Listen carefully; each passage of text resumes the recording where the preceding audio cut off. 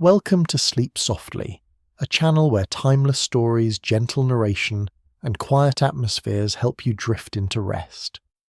Before we begin tonight's tale, I'd love to know, where are you listening from?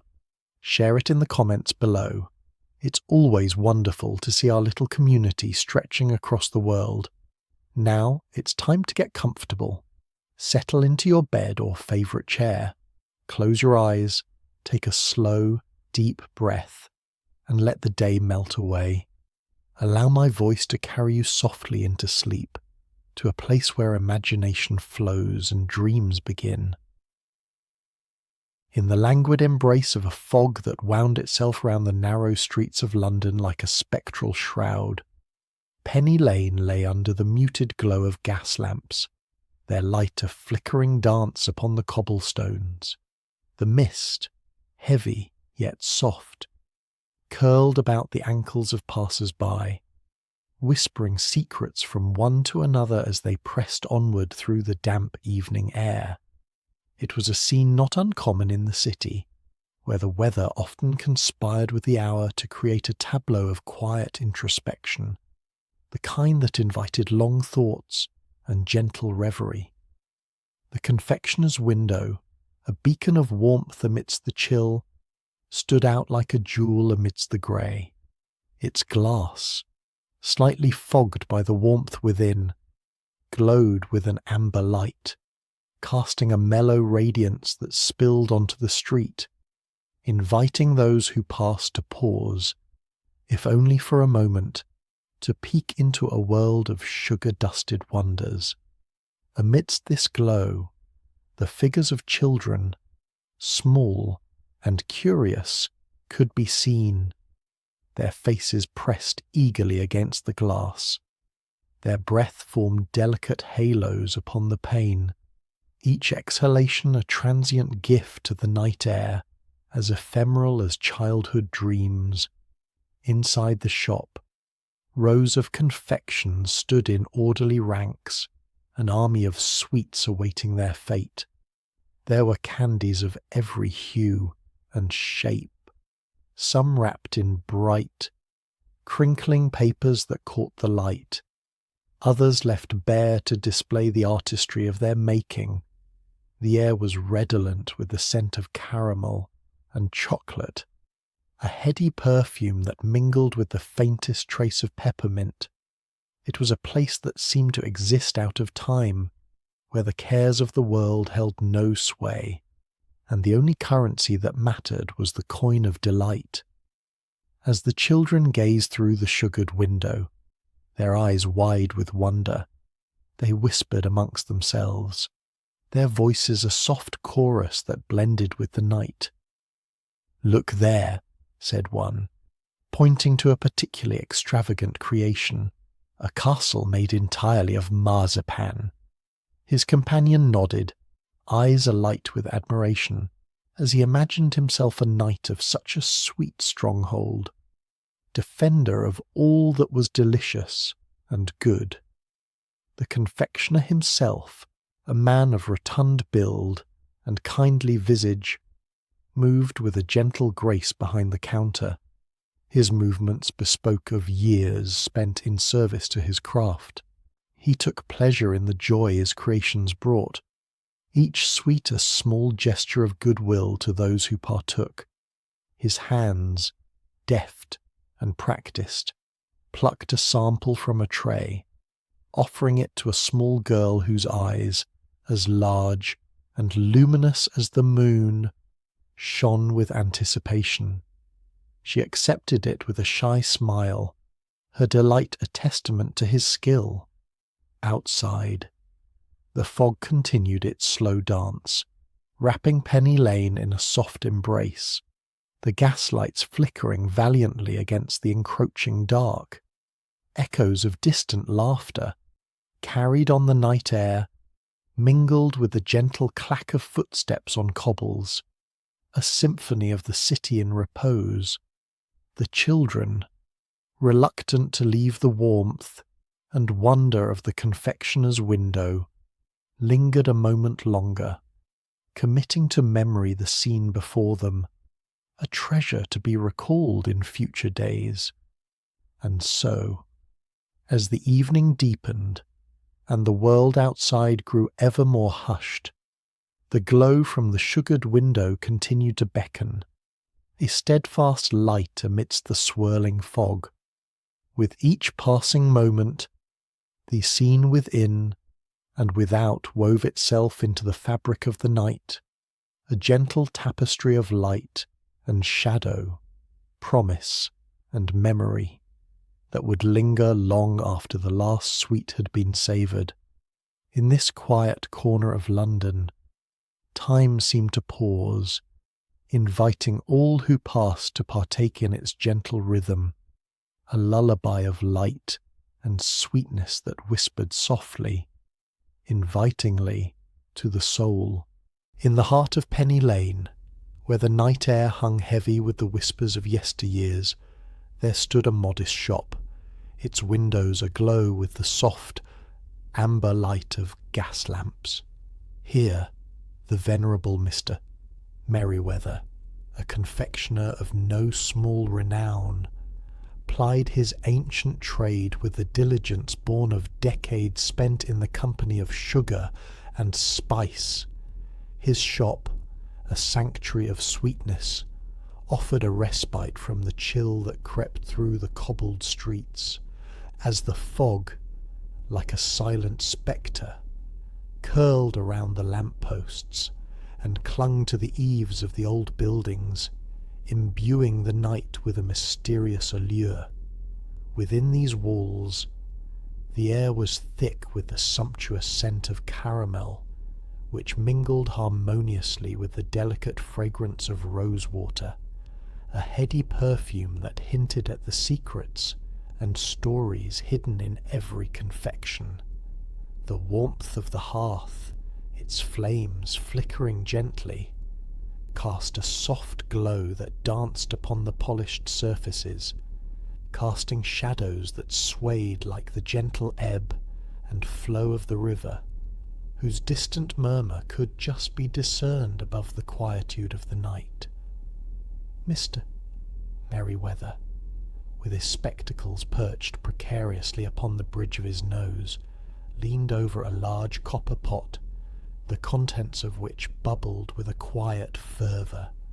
His hands, steady and sure despite their age, stirred the boiling sugar with patient precision, a rhythmic motion that seemed to synchronize with the very heartbeat of the shop.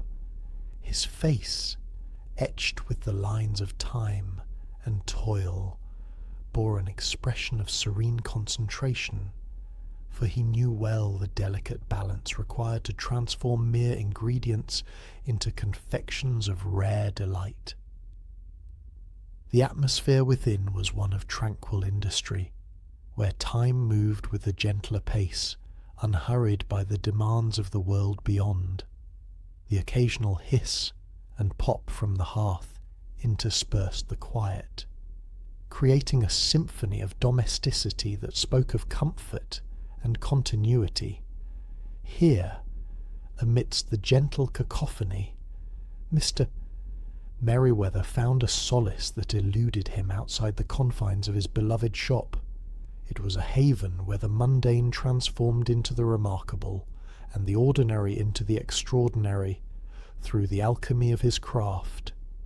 As the sugar reached its desired consistency, Mr. Merriweather, with the deftness of long practice, poured the molten mixture onto a marble slab, its polished surface cooling the syrup with a gentle sizzle. The air was filled with a sweet, almost ethereal aroma as he worked the cooling mixture with skillful hands, stretching and folding it with a grace that belied the laborious nature of the task. It was in these moments that he felt most alive, connected to a lineage of craftsmen whose art had been passed down through generations, each adding their own flourish to the tradition. The shop, an oasis of light in the somnolent embrace of the fog-draped street, seemed to pulse with a quiet vitality. its very walls whispering tales of joy and celebration, of love and longing that had unfolded within its confines. Such stories, woven into the very fabric of each confection, lingered long after the sweets themselves had been consumed, leaving behind memories as sweet and lasting as the taste upon the tongue. With a final flourish, Mr. Merriweather set aside his tools, allowing the confection to cool and harden, its surface gleaming in the soft light of the gas lamps. He paused for a moment, surveying his handiwork with a quiet pride, for he knew that each creation held the power to bring a moment of joy, a fleeting escape from the cares of the world, to those who partook of his art. Thus did the night proceed, the gentle rhythm of the confectioner's craft echoing the timeless flow of the river, as the fog continued its silent dance beyond the window panes, and as Mr. Merriweather turned once more to his work, the warmth of the hearth enveloped him, a tender embrace that promised comfort and constancy in a world of change. As the evening cast its dusky veil over Penny Lane, a serene transformation unfolded, whereby the bustling thoroughfare of the day, so replete with the chatter of eager patrons and the clip-clop of horse-drawn carriages, gave way to a tranquil stillness, where only the soft, echoing footsteps of a lone passer-by could be discerned upon the cobblestones. The fog, that ever-present companion of the city, meandered with languid grace, weaving itself through the narrow lanes, and curling lovingly around the gas lamps, which stood as silent sentinels, their gentle glow suffusing the air with an ethereal luminescence. In the distance, the lamplighters, those humble custodians of the night, completed their evening rounds, their lanterns casting flickering shadows that danced like phantoms upon the brick facades. With their task concluded, they withdrew into the obscurity from whence they came, leaving behind a street that seemed to breathe with a life of its own, the city exhaling a sigh of contentment as it settled into its nocturnal repose. The echoes of their retreating footsteps mingled with the faint rustle of the river, whose presence, though unseen, was ever felt, a constant murmuration that lulled the city into quietude. Within the hallowed confines of his confectionery, Mr. Merriweather hummed a gentle melody, a tune as familiar to him as the very tools of his trade. He moved with deliberate care, his hands deftly arranging the confections that adorned his counter, each sweet a testament to his craft and dedication. The soft illumination of the gaslight bathed his features in a warm glow, casting a halo about his silvered hair, and lending an air of serene wisdom to his countenance. His thoughts, as he worked, wandered through the tapestry of his life, threading together memories of days long past, yet ever dear, with the promise of those yet to come. The world outside, now hushed, seemed to lean in, as if to listen to the quiet symphony of Mr.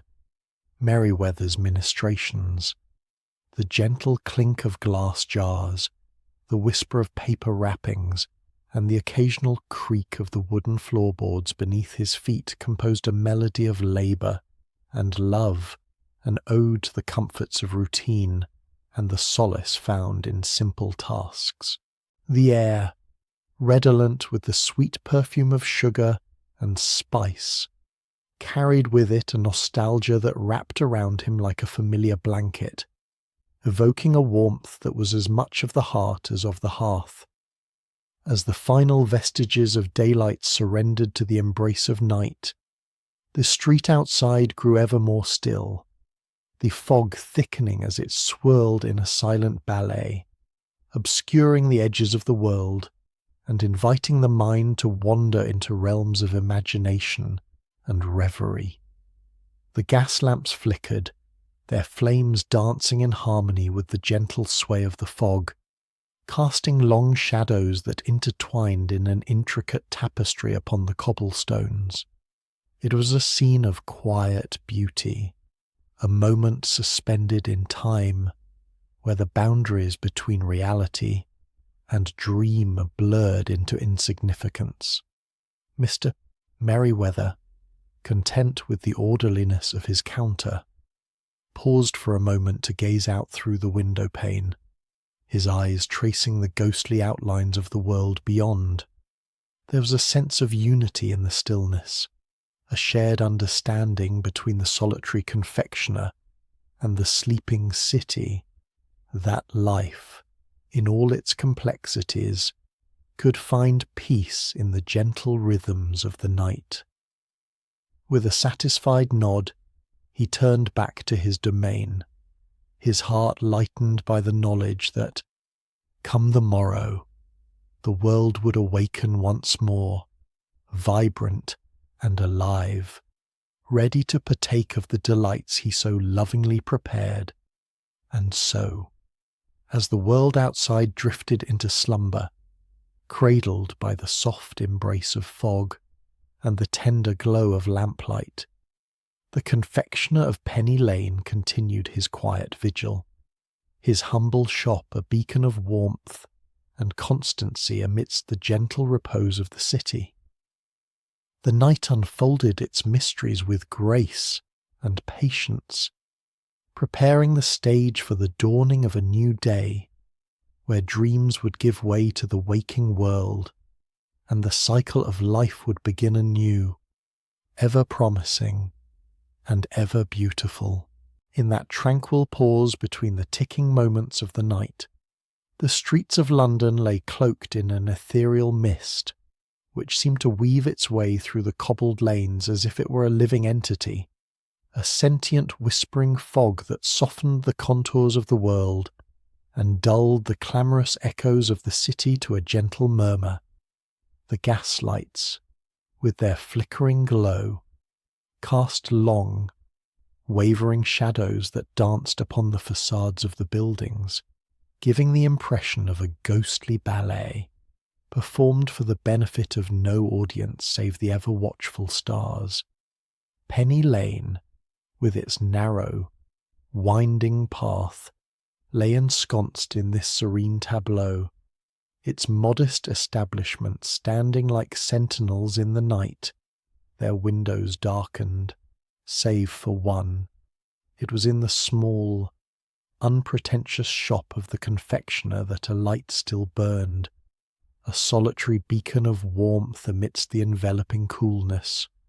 Inside, the confectioner himself, a man of modest demeanour and kindly disposition, busied himself with the quiet tasks that marked his nightly ritual, his heart filled with the simple contentment of work well done.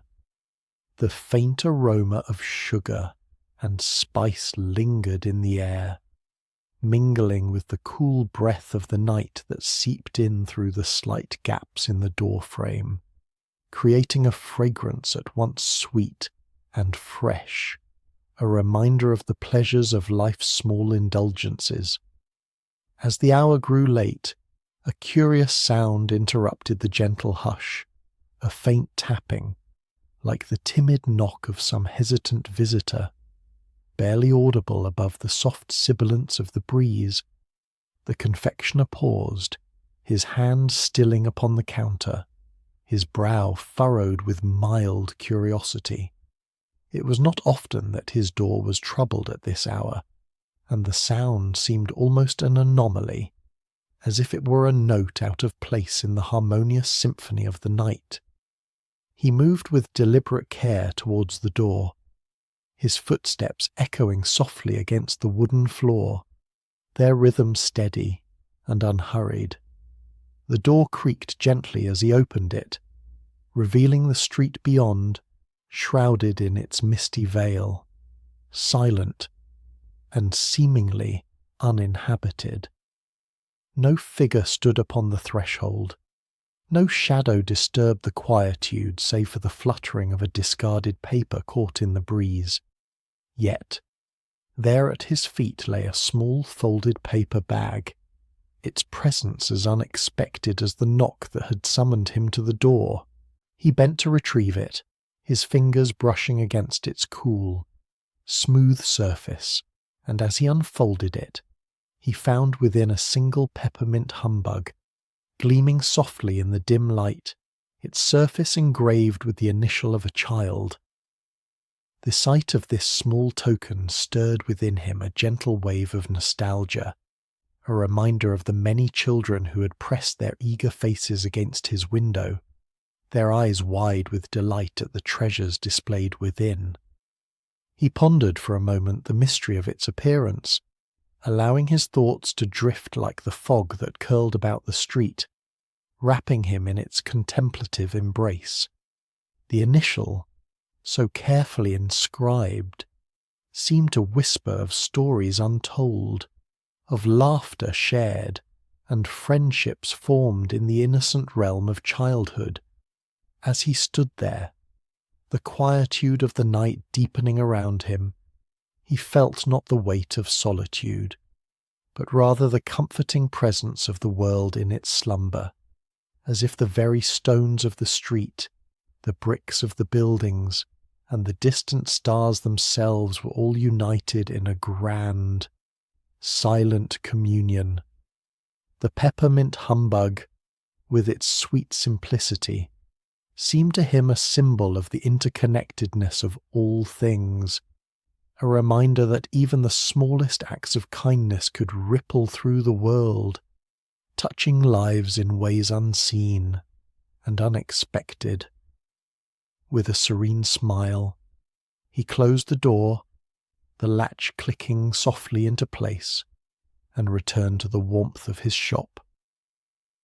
The gentle rhythm of the night resumed its course, the fog drifting lazily through the lanes, the gaslights casting their gentle glow, and the echoes of his footsteps fading into the hushed embrace of the city. The confectioner placed the humbug upon a shelf, a small token of mystery and memory, and resumed his nightly tasks, his heart light with the knowledge that the world, in all its quiet wonder, was filled with moments of grace and beauty waiting to be discovered. And so the night continued its gentle unfolding, the city cradled in its protective embrace, as the confectioner of Penny Lane, with his heart attuned to the subtle music of the world around him, prepared for the coming dawn, his soul content in the knowledge that each day held the promise of new beginnings, and that the mysteries of the night would give way to the light of day, ever bright, ever hopeful, in the quietude of the early hours, when the thin veil of mist still clung lovingly to the cobbled streets of London. The confectioner found himself adrift upon the gentle currents of his memories, carried back to a time when the world seemed vast and filled with unending wonder. He was but a lad then, with the wide eyes of youth, eagerly accompanying his father to the fairs that sprang up like magic in the verdant fields of Surrey. These fairs were a tapestry of vivid colours and bustling life, a grand spectacle that held within its embrace the laughter of children, the lively chatter of vendors, and the distant strains of a band playing merrily, their music echoing across the open countryside. The memory of his father's booth, a modest yet vibrant affair, often drew him back, for there amidst the bustling throng, his father presided over a kingdom of sweets, each confection a small masterpiece of sugar and art, boiled sweets in hues as varied as the sunset-filled glass jars, their surfaces glistening enticingly under the soft glow of lantern light, casting dappled reflections upon the eager faces of those who approached. The confectioner remembered the pride with which his father would serve each customer, his gentle hands deftly selecting the choicest pieces, his eyes twinkling with a warmth that seemed to say, "Here is a piece of joy for your journey," and by his side there was his sister, her laughter bright and infectious, a melody that rose above the din, weaving its way into the fabric of the fair. She had an uncanny ability to charm all who crossed her path, her youthful exuberance drawing smiles from even the most stoic of souls. Together, they would wander through the fairgrounds, their senses alight with the myriad delights that lay before them, the sweet scent of caramel apples mingling with the earthy aroma of freshly trodden grass, the riotous colours of hand-spun candy floss whirling gently in the breeze. As dusk descended, casting long shadows that danced upon the ground, the band would strike up a tune, its notes carrying far and wide, a harmonious blend of brass and percussion that stirred the very air. The music, at once jubilant and melancholic, seemed to echo the transient nature of these gatherings, a reminder that joy, like a cherished confection, was to be savoured, but never clung to. The confectioner recalled standing on the periphery of the crowd, watching as couples danced beneath the canopy of stars, their movements graceful and unhurried, a gentle reminder that time, for all its relentless march, could be paused in moments such as these. In those fleeting hours, the world felt boundless, the future a horizon that stretched endlessly before him, ripe with possibility and promise. The fair became a microcosm of life itself, a place where the ordinary was transformed into the extraordinary, where each moment was imbued with a sense of wonder that lingered long after the tents had been packed away, and the fields lay silent once more. It was here that the seeds of his own dreams were sown, dreams that would one day lead him back to the heart of London, to Penny Lane, where he would craft his own confections, each one a tribute to those cherished days of yore. In the quiet solitude of his shop, the confectioner often found himself reflecting on the lessons imparted by those early experiences, the understanding that, much like the sweets he created, life was a delicate balance of flavours and textures, a symphony of sweet and bitter, each ingredient essential to the whole. It was this philosophy that guided his hand, that infused each creation with a touch of the magic he had first encountered beneath the wide skies of Surrey. As the first light of dawn began to seep into the sky, casting its gentle glow upon the awakening city, the confectioner felt a sense of peace settle upon him, a quiet contentment born of the knowledge that though time may pass and the world may change, the memories of those cherished days would remain, a sweet melody echoing softly through the corridors of his mind. With a heart full of gratitude, he prepared to greet the new day, ready to welcome those who would find their way to his door, each seeking a taste of the past, a moment of joy encased in sugar and dreams. And so, as the city slowly stirred to life, the confectioner stood poised at the threshold of his shop, ready to embrace the day with open arms, confident that the gentle rhythms of life, much like the fare of his youth, would continue to unfold in their own time, bringing with them the promise of new beginnings and the sweet possibility of dreams realized, within the quaint confines of that confectioner's shop, where the very air seemed imbued with a perpetual aroma of sugar and delight. there lay upon the counter a most unassuming volume, its cover worn and edges frayed by the gentle touch of time. This humble ledger, with its pages yellowed and its spine creased from frequent perusal, served as a testament to the countless moments of innocent joy it had witnessed, capturing the essence of childhood's most cherished desires in the form of names and confections, side by side, like whispers of whimsy in an otherwise bustling world. Each entry within this venerable book was penned with the utmost care, the confectioner's hand steady and deliberate, as if each stroke of the quill were an act of devotion, a sacred promise to the youthful patrons who eagerly awaited the satisfaction of their sweet cravings. Here, amidst the columns of this ledger, one might find the names of children long grown, their fondness for sugared almonds or peppermint sticks immortalized in ink, recalling days when such trifles were the height of indulgence and the very currency of their dreams. And yet, there was a particular charm in observing the confectioner as he stood behind his counter, a thoughtful crease upon his brow, contemplating the addition of a new entry. With a deft hand, he dipped his quill into the inkwell, its nib emerging glistening and ready to capture the next desire of a young heart.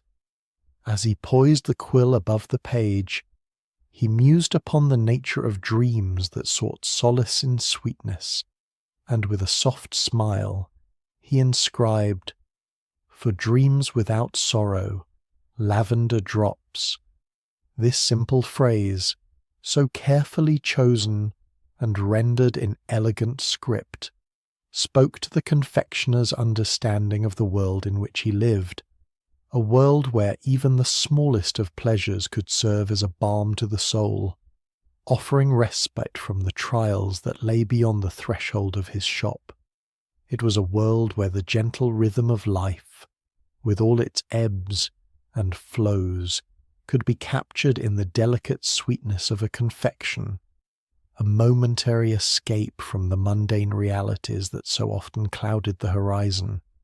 Indeed, the confectioner's ledger was more than a mere record of sales and transactions.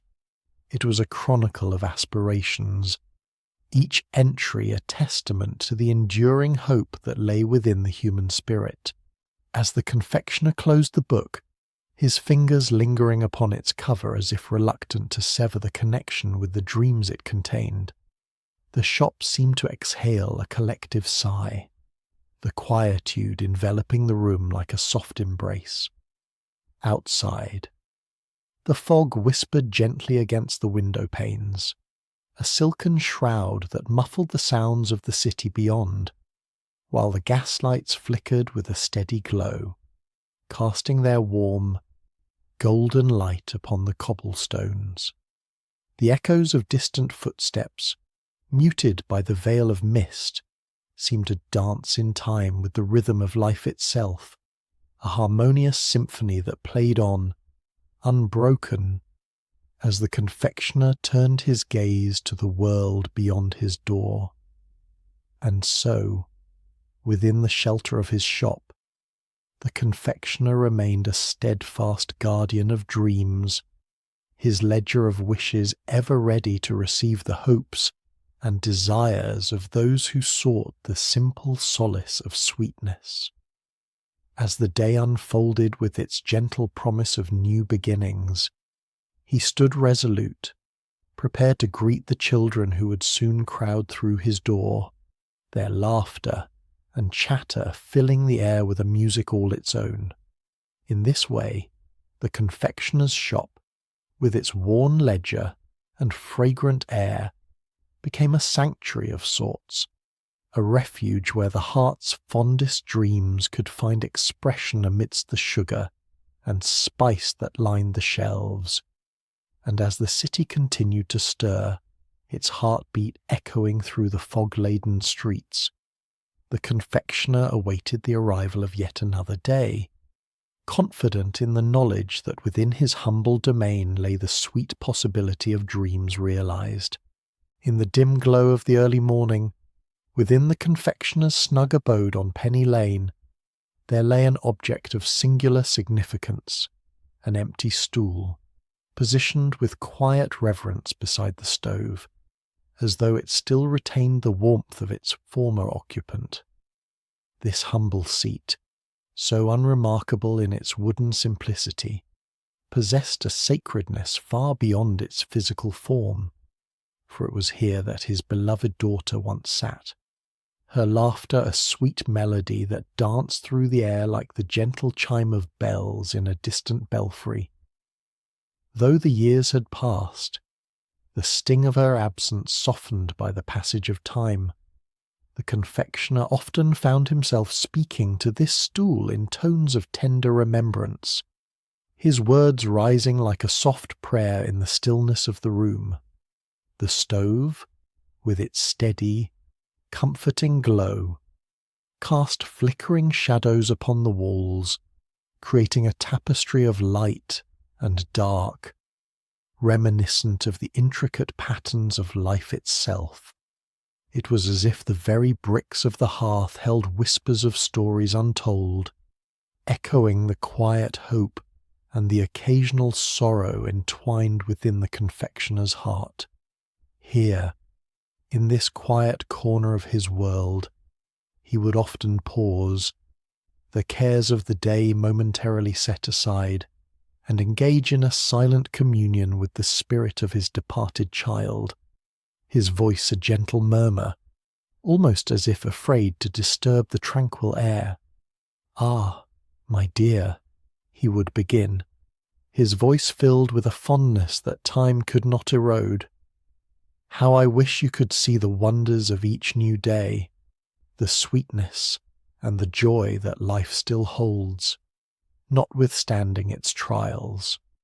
These words, though unrequited, were uttered with the sincerity of a heart that had known both love and loss, a testament to the enduring bond between a father and his child, a bond that defied the very essence of mortality. The room, as if in sympathy, seemed to hold its breath, this silence a gentle caress that enveloped him like the soft folds of a cherished memory. Outside, the world continued in its eternal dance, the fog winding its way through the cobbled streets with the fluid grace of a river, the gas lamps casting a soft, ethereal glow that bathed the city in a veil of mystery. The echoes of distant footsteps resonated faintly, each step a reminder of lives unfolding in myriad directions, their paths crossing and diverging like the intricate weavings of a grand tapestry. Yet within the confectioner's sanctuary, time appeared to slow, each moment savoured like the lingering taste of a sweet confection upon the tongue.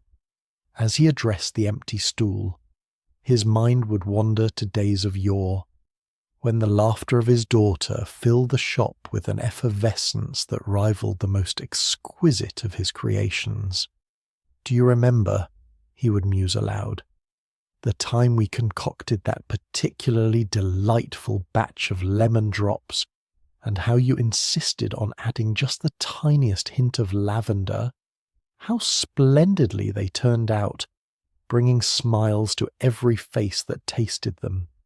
His words painted vivid pictures in the air, each syllable a brushstroke in the canvas of his memory, each recollection a balm to his soul.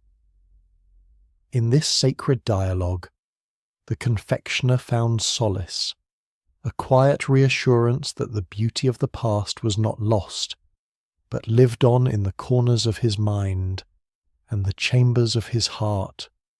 The stool, empty yet full of presence, became a symbol of enduring love, a reminder that those we cherish never truly leave us, but remain woven into the very fabric of our being.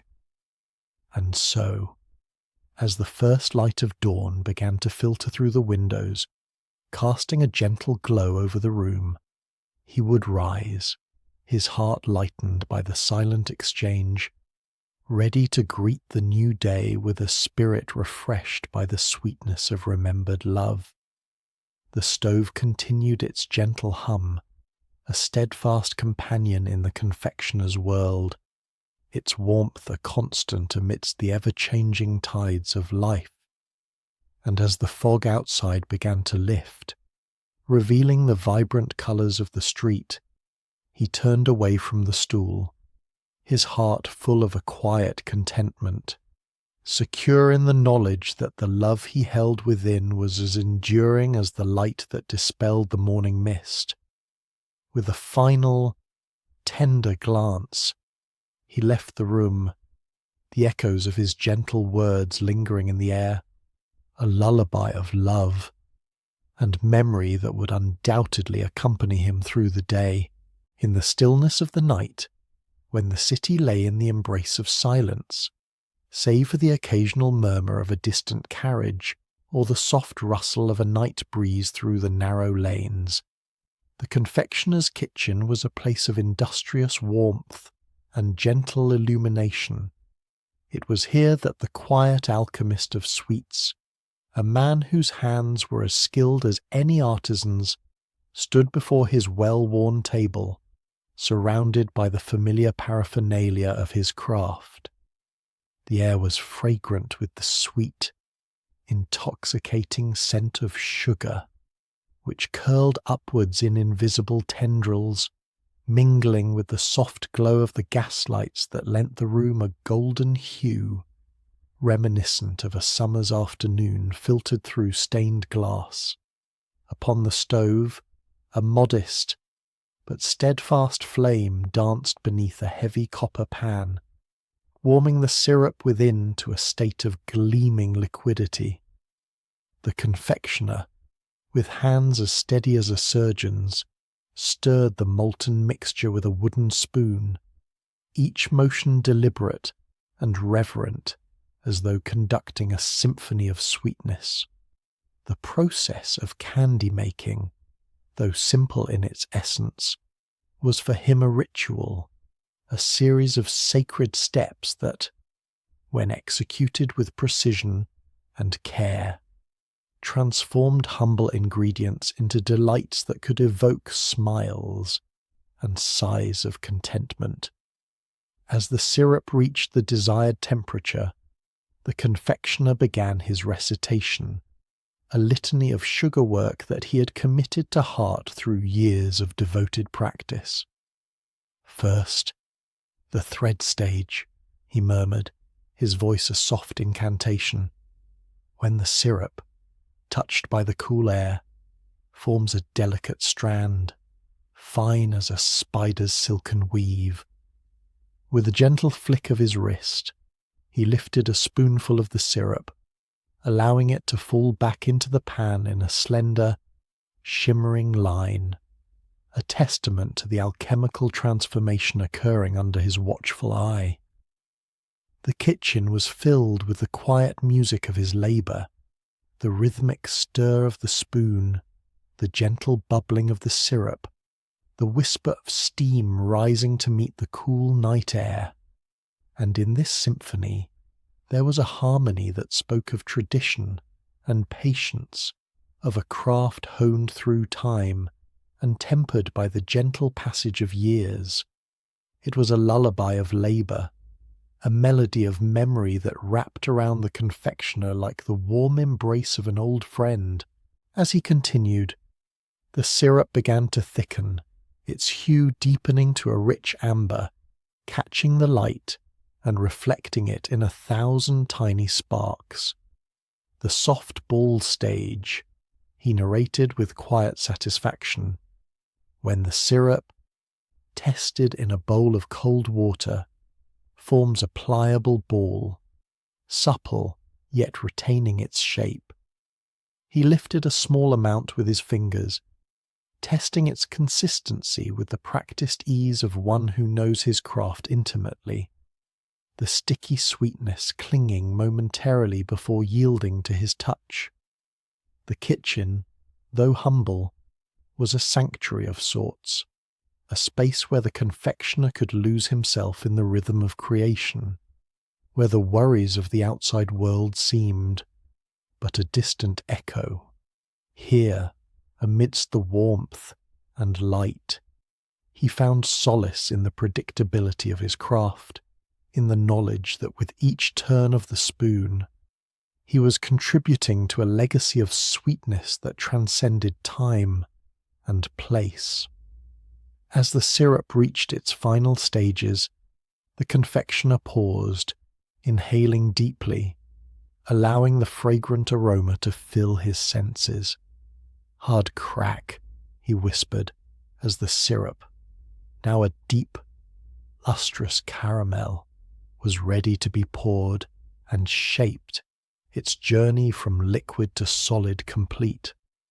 With deft hands, he spread the mixture upon a marble slab, the cool surface causing it to harden with a satisfying crackle, a sound that echoed softly within the confines of the room, like the gentle popping of distant fireworks beneath a starry sky. In these quiet hours, when the world outside lay slumbering, and the fog crept silently through the cobbled streets, the confectioner's kitchen was a realm of its own, a haven of warmth and light, where the simple act of creation was its own reward. The air, heavy with the scent of caramel and sugar, seemed to hum with the echoes of past creations and the promise of those yet to be made, a testament to the enduring magic of his craft. With the task complete, the confectioner stood back, a gentle smile playing upon his lips, his heart full of the quiet contentment that accompanies work well done. He extinguished the flame beneath the pan, the room falling into a softer, more contemplative glow, the shadows lengthening like the tendrils of fog that wrapped around the city outside.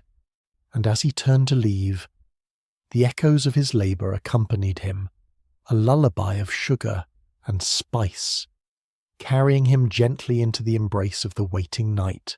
The confectioner's shop, with its shelves lined with jars of vibrant sweets, stood as a bastion of warmth amidst the cool embrace of the fog-laden evening. The gaslights outside flickered with a soft, persistent glow, casting elongated shadows that danced along the cobblestones of Penny Lane, where a hush had settled, save for the occasional echo of distant footsteps.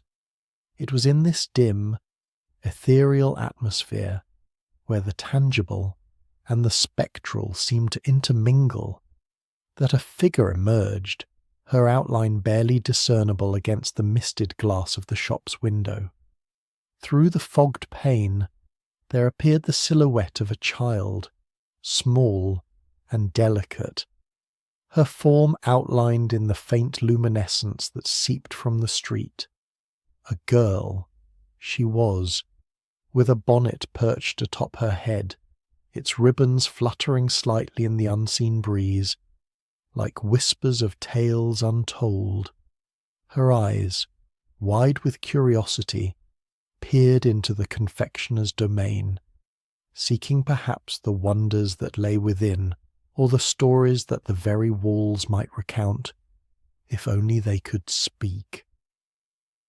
The bell above the door, which ordinarily announced every visitor with a cheerful jingle, remained silent this time, as if conspiring with the silence of the night to preserve its sacred tranquillity.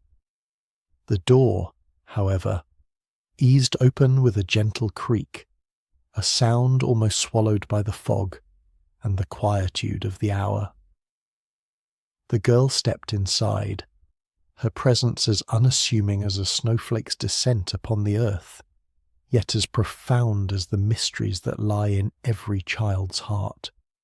Her small hands, clad in threadbare mittens, reached tentatively towards the nearest row of glass jars, each one a treasure chest of sweetness, holding within its confines the promise of joy and delight. Yet she did not touch, she merely gazed, her eyes reflecting the myriad colours that danced before her, like a kaleidoscope of dreams. The confectioner's shop, a haven of sugary delights, seemed to sigh in gentle acknowledgment of her presence, the air within imbued with the scent of caramel and honey, mingling with the crispness of the night air that had slipped in with her. The confectioner himself, having completed his evening's labours, paused in his retreat, drawn back by some invisible thread of curiosity, or perhaps a simple kindness that resided in his breast. He observed the girl from a distance, the soft light of the lamp casting a gentle halo around her form, as if she were a figure in a living tableau, an angelic visitor to his humble abode. There was a certain serenity in her demeanour, a quietude that belied the bustling world beyond these walls, and it was this serenity that seemed to still the very particles of air around her. Though no words passed between them, the confectioner felt an inexplicable connection to this small visitor, as if she embodied the innocence and wonder that his sweets endeavoured to capture. Her presence brought to mind the endless cycle of seasons, the turning of time, and the simple joys that punctuate the passage of days. He watched as she slowly turned her gaze from the jars to the shelves, and then to the counter, her eyes lingering on each with a sense of wonderment that only the very young or the very wise can truly possess. And so, in that quiet shop on Penny Lane, amidst the shadows and the softly glowing lamps, the confectioner and the girl shared a moment, a silent communion of souls that required no words, no gestures, only the gentle understanding that sometimes arises between strangers. The fog outside continued its silent vigil, enveloping the world in its embrace, while inside, the warmth and light seemed to swell, pushing back the darkness with a gentle resolve. As the girl turned to leave, her eyes met the confectioner's, and there passed between them a fleeting smile, a bridge across the chasm of age and experience. She slipped out as quietly as she had entered, the door closing softly behind her, the bell remaining silent, as if even it dared not disturb the peace that had descended. The confectioner watched her small silhouette vanish into the night, swallowed by the fog and the echoes of her own footsteps. The shop returned to its gentle hum of solitude, the jars of sweets glistening in the lamplight, their colours vibrant and alive. Outside, the gaslights continued their steadfast glow, illuminating the path for weary travellers and dreamers alike. And within the quiet of the shop, the confectioner allowed himself a moment of reflection before turning once more towards the back room, where the warmth and comfort of his evening awaited him. As the soft patter of distant rain tapped gently upon the windows, the confectioner's shop stood as a beacon of light amidst the encroaching twilight of the city, its warm glow inviting those who passed by to pause and indulge in the simple pleasures of life. The gaslights outside flickered with a steady constancy, casting elongated shadows that danced upon the cobblestones, while the pervasive fog wove its way through the narrow streets, wrapping the scene in a shroud of mystery and quietude. Inside, the air was sweet with the lingering aroma of sugar and spice, a comforting balm against the chill of the evening. Within this haven of sweetness, Merriweather, the kindly confectioner of Penny Lane, busied himself with his craft, his hands deftly shaping confections that were as much a delight to the eye as they were to the tongue. His work was a labour of love, each creation a testament to his dedication and skill. Yet, even as he worked, there came a gentle interruption, a soft voice that seemed to float upon the air like a whisper from a dream. It was Lila, a figure as enigmatic as she was familiar, her presence in the shop a curious blend of the ordinary and the ethereal. Her voice carried with it a strange, comforting cadence, as if she spoke not merely to Merriweather, but to the very soul of the place itself. "Might you prepare some sweets for the dreamers, dear Merriweather?" she asked, her words infused with a kindness that seemed to resonate with the very walls of the shop. Merriweather paused in his work, his fingers dusted with sugar, and regarded Lila with a thoughtful expression. There was something in her request that spoke to him, a call to create not just confections, but tokens of comfort and imagination, crafted with a gentle hand and an open heart. "Indeed, Miss Lila," he replied with a nod, his voice warm and accommodating. "Barley drops and spun sugar roses, I think, for those who wander the realms of dreams."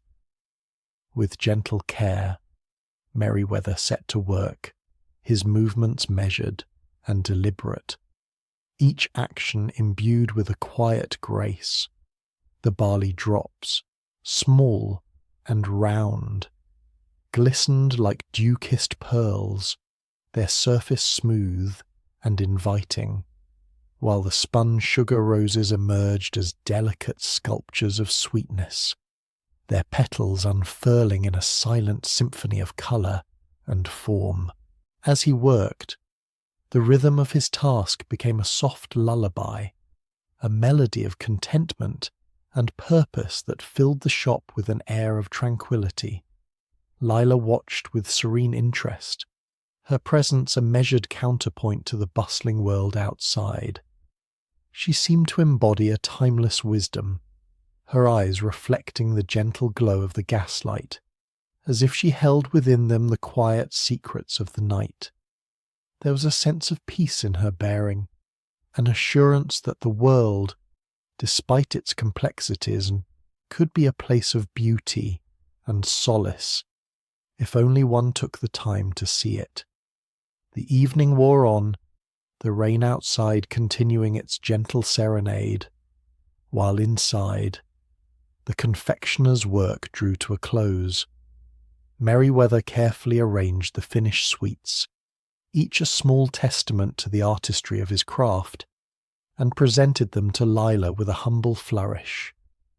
"For the dreamers," he said softly, his tone imbued with a quiet pride. "May they find in these confections a moment of joy to carry them through the night." Lila accepted the offering with a nod of gratitude, her smile a radiant expression of thanks that seemed to light the room anew. "Thank you, dear Merriweather," she replied, her voice a measured whisper that lingered in the air long after the words had been spoken. "Your sweets are a balm to the soul, a reminder that even in the shadows there is light to be found." And so, as the evening deepened and the world outside fell into the gentle embrace of night, the confectioner's shop remained a sanctuary of warmth and light, a place where the simple joys of life were celebrated and shared. The fog continued its silent journey through the streets, weaving stories of its own, while the gaslight stood as sentinels against the encroaching dark. With a final glance at his handiwork, Merriweather allowed himself a moment of quiet satisfaction, before turning once more towards the back room, where the comforts of his evening awaited him, and the promise of a new day lay just beyond the horizon. As the evening settled upon the cobblestones of Penny Lane, a gentle fog began to weave its way through the narrow streets, mingling with the soft glow of gaslight that flickered like distant stars amidst the twilight gloom. It was here, within the snug confines of the confectioner's back room, that Lila found herself enveloped in the warmth of companionship and the aromatic promise of freshly brewed tea. The kettle, a stalwart sentinel in its own right, began its familiar symphony, a gentle crescendo of hisses and clicks that harmonized with the muted sounds of the city outside, where the echoes of distant footsteps were but whispers in the night. Lila, seated comfortably in a well-worn armchair, allowed her thoughts to drift, much like the tendrils of steam that curled gracefully upward, dissipating into the ether. Her gaze fell upon the array of sweets that Merriweather, with his practised hand and kind heart, had set before her. Each confection was a small masterpiece, an edible testament to the joys of creation and the simple pleasures of life. Yet beneath their sugary exteriors lay stories untold, waiting to be shared and savoured. As she reached for a delicate bonbon, its sugary surface glistening in the lamplight, Lila began to speak, her voice a gentle melody that rose and fell with the rhythm of the flickering flames. "There is a place I've often imagined," she mused, "where no child wakes hungry or afraid, where the cares of the world are but distant echoes, and laughter is as abundant as the morning dew."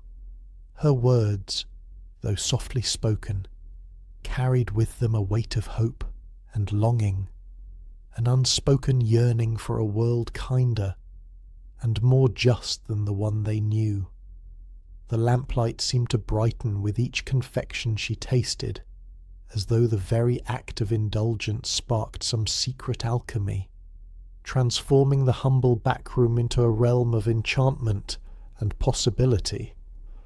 The fog outside thickened, wrapping the street in a gentle embrace, while the gaslights cast their golden glow upon the scene within, lending an air of timelessness to the moment, as if time itself had paused to listen. Merriweather, ever the attentive host, watched with a fond smile as Lila wove her tales, his heart warmed by her vision of a world where kindness reigned supreme. "And what of this place?" he inquired, his voice rich with curiosity and gentle encouragement. "What miracles might one find there, beyond the reach of everyday troubles?"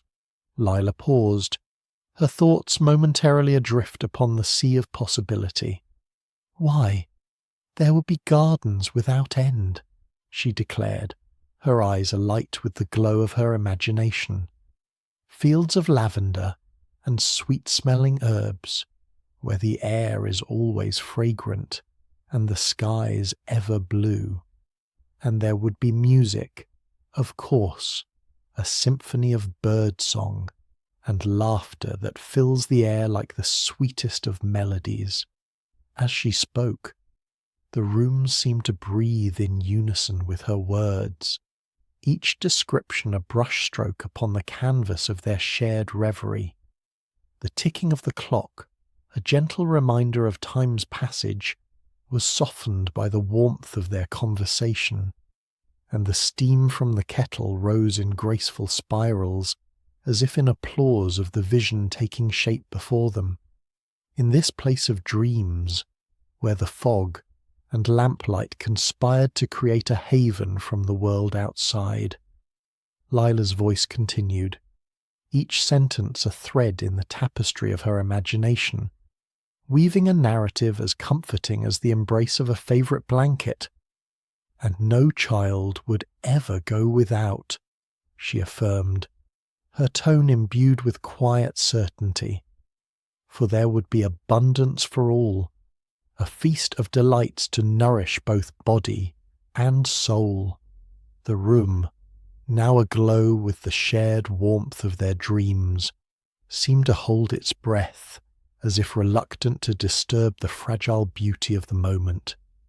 Outside, the fog wrapped itself around the lampposts, casting long shadows that danced upon the cobblestones, while the distant peal of a bell marked the hour with solemn grace.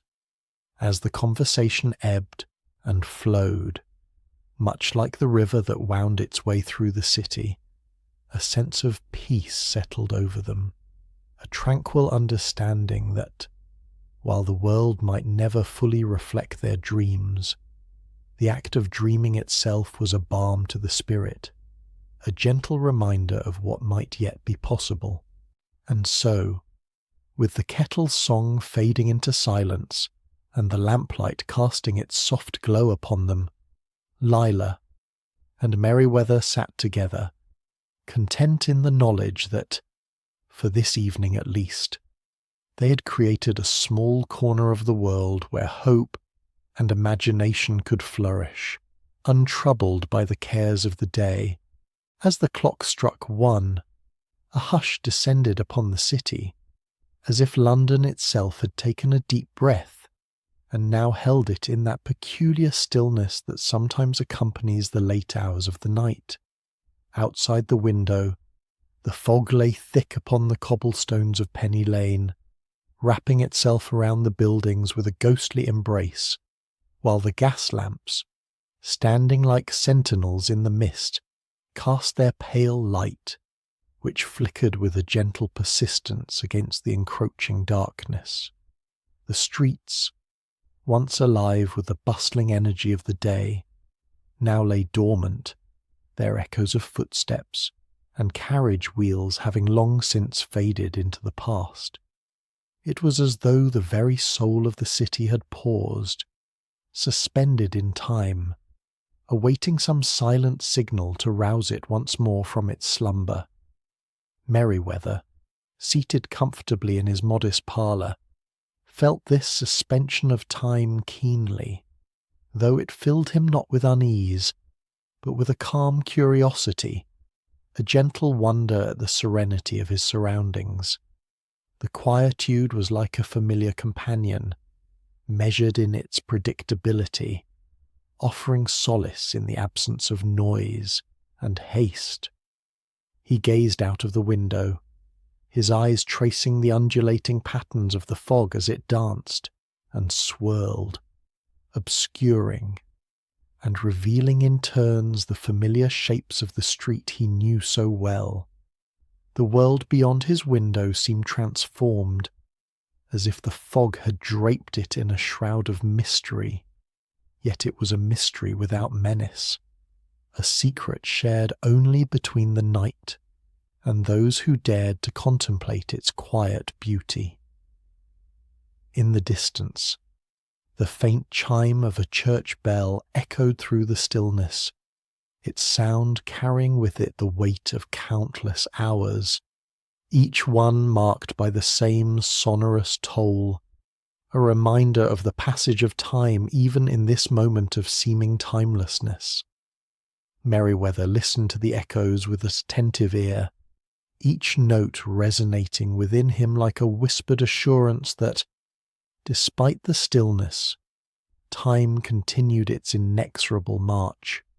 Yet, in this suspended moment, he felt at peace, content to sit and ponder the mysteries of the night, his thoughts meandering like the fog, drifting from one notion to the next with an easy grace. The room around him, illuminated by the soft glow of the lamplight, seemed to hold its own secrets, each shadow a promise of untold stories waiting to be discovered. The gentle ticking of the mantel clock was a comforting rhythm, a steady counterpoint to the silence that enveloped him.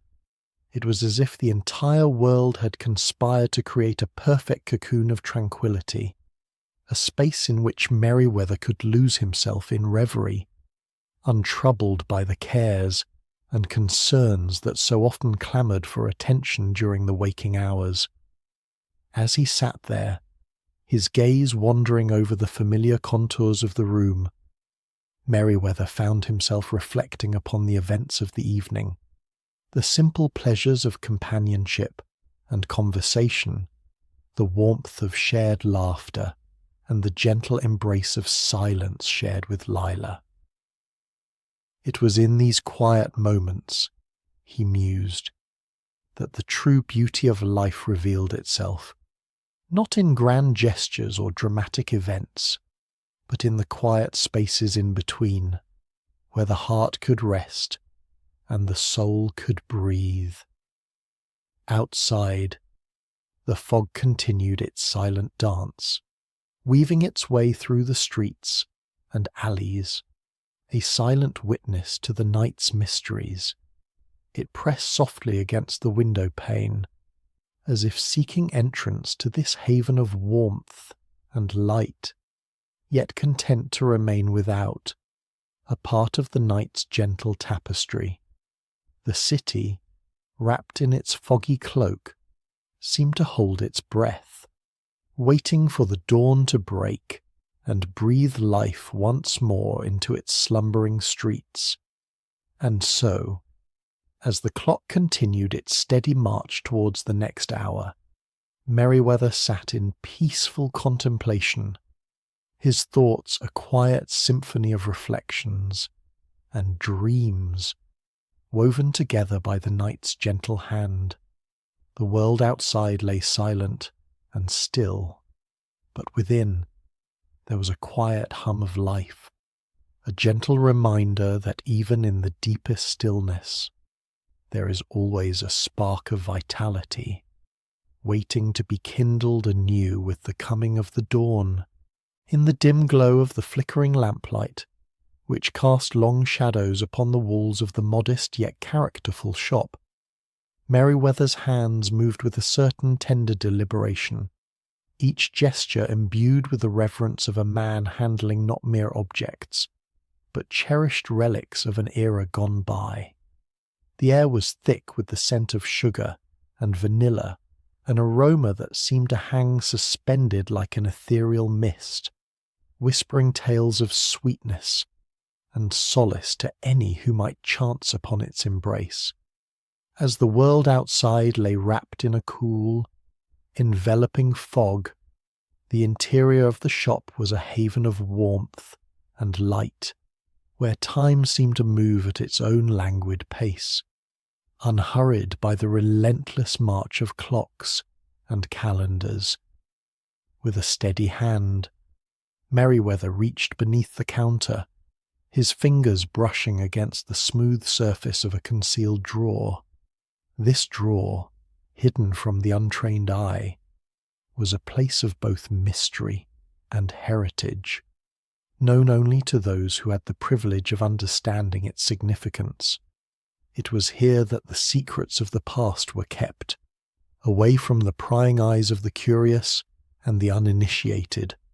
Slowly, as if unveiling a sacred artifact, he drew out a small, unassuming jar, its glass surface catching the light in a soft, muted glow. The label, aged and yellowed with time, bore the words "moon sugar" in a script that spoke of a bygone era, of hands that had long since ceased their toil. "Ah, here it is," murmured Merriweather, his voice a gentle murmur that seemed to blend seamlessly with the ambient stillness. The moon sugar. He held it with a quiet dignity, as though he were presenting not just sugar, but a fragment of his own history, a piece of his family's legacy that carried with it the weight of countless memories and unspoken promises. It was said that this sugar possessed a unique property, a singular ability to sweeten even the most profound sorrows, to transform the bitter into something tenderly palatable. He turned towards the figure who stood so quietly beside him, a visitor whose presence was as unobtrusive as the whisper of a breeze through autumn leaves. "This," he said, offering the jar with a gesture that was both humble and grand. "Is not just any sweetener, but a balm for the soul." His eyes, full of a gentle wisdom, met those of his companion, and in that moment there was an understanding, a silent communion of spirits bound by the simple yet profound act of sharing. The room, bathed in the soft glow of its solitary lamp, seemed to breathe with a life of its own, every corner filled with the echoes of past conversations, of laughter and shared confidences. The walls, lined with jars and canisters, bore silent witness to the unfolding scene, their contents glinting like jewels in the hushed stillness. It was a place where the ordinary mingled with the extraordinary, where the everyday was infused with the touch of the miraculous, a subtle reminder of the magic that lay hidden within the folds of the mundane. As the jar changed hands, there was a palpable shift in the atmosphere, a sense that something profound yet intangible had transpired, a connection forged in the quiet intimacy of the moment. The moon sugar, with its promise of comfort and healing, was more than a mere ingredient. It was a symbol of hope, a testament to the enduring power of human kindness and the unspoken bonds that unite us all.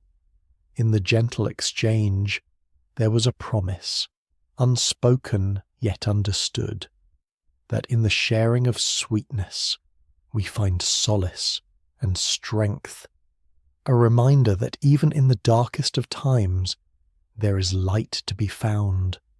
Outside, the fog pressed softly against the window panes, a silent guardian of secrets kept and stories yet to be told. The gaslights, their glow softened by the mist, lit the cobblestones with a gentle luminescence, casting a warm halo that seemed to chase away the chill of the night. Footsteps, quiet and unhurried, echoed faintly in the distance, a rhythmic accompaniment to the scene unfolding within. It was a night like any other, yet it held within its embrace the quiet promise of renewal, of beginnings yet to come, whispered by the gentle hush of the river as it wound its way through the sleeping city. And so, in that small, unassuming shop on Penny Lane, amidst the quiet murmur of the night, a simple yet profound exchange had taken place, a reminder that even in a world often shadowed by sorrow, there is sweetness to be found, if only we have the courage to seek it out and the grace to share it with others. In the gentle glow of the fire, its flickering flames casting soft shadows across the modest room, the confectioner sat with a pensive air, his eyes reflecting the warmth of the hearth as much as the warmth of his heart. The room itself seemed to breathe with the quietude of the evening, the soft crackling of the fire a gentle lullaby that danced in harmonious accompaniment with the whispering wind outside, which played its own tune against the window panes, like a distant echo of bygone days. It was a night for stories, for the sharing of those tender confidences that knit souls together beneath the vast, star-laden sky. A night where memories flowed as freely as the river that wound its way through the sleeping city. With a sigh, gentle as the night's embrace, the confectioner began to speak, his voice a low murmur that blended with the fire's crackle, as if the very flames were leaning in to listen. "Once, not so very long ago," he began, "I knew a joy so profound that it seemed the world held no sorrow, a joy embodied in the laughter of my dear daughter, whose presence was a light in the darkest of times." His eyes, bright with remembrance, gazed into the flames as though seeking her face in their dance, and in that moment the room seemed to hold its breath, cradling his words in tender silence. The confectioner continued, his words weaving a tapestry of memory, each thread vibrant with the colours of love and loss. She was a child of extraordinary spirit, her laughter as effervescent as the bubbles in a glass of champagne, her joy as infectious as spring's first bloom. It was for her that I began this humble shop, a place where sweetness could be crafted and shared, a tribute to her delight in the simplest of pleasures. The fire crackled softly, as if in agreement, and the confectioner paused, his fingers tracing the delicate edge of his apron, a habit born of years spent crafting confections with care and precision. Yet, as the seasons turned and life unfolded its inevitable tapestry, she was taken from me, he continued, his voice softened by the weight of memory, a loss that rendered my world as barren as winter's embrace. But in the midst of such sorrow, I found solace in this shop, in the creation of confections that bore the echo of her laughter, as if each treat were a small act of remembrance, a way to keep her spirit alive in the sweetness shared with others. His gaze lifted from the fire, meeting the eyes of his listener, and in that gaze was a world of emotion, of grief transformed into something gentle and enduring. The room, warmed by the fire's glow, seemed to hold them both within its quiet embrace, the air thick with the unspoken understanding that binds those who share their deepest truths. The confectioner's voice, now but a soft whisper, carried on. And so, each day, I find a measure of peace here, amidst the sugar and spice, where the echoes of her laughter linger, a reminder that love, once given, never truly fades, but endures, like the light of a distant star guiding us through the darkest nights. In the pause that followed, the fire's crackle filled the room once more, a gentle symphony of warmth and light, inviting reflection and quiet contemplation. The confectioner, his heart laid bare in the telling, rested in the comfort of shared understanding, the silence between words speaking volumes of its own. As the clock ticked gently on the mantelpiece, marking the passage of time with its steady rhythm, the atmosphere was one of contentment, of stories shared and hearts unburdened. The night, with its velvet cloak, wrapped around the small shop, a guardian of secrets and dreams, as the world outside continued its slumber beneath a canopy of stars. And so, the evening drew to a close, the fire's glow dimming to embers, a gentle reminder that even in the quietest moments, there is a sweetness that endures, a sweetness born of love and memory, shared with those who have the courage to listen and the grace to receive. As the last echoes of the confectioner's words faded into the night, the shop on Penny Lane remained a beacon of warmth and light, a testament to the enduring power of love.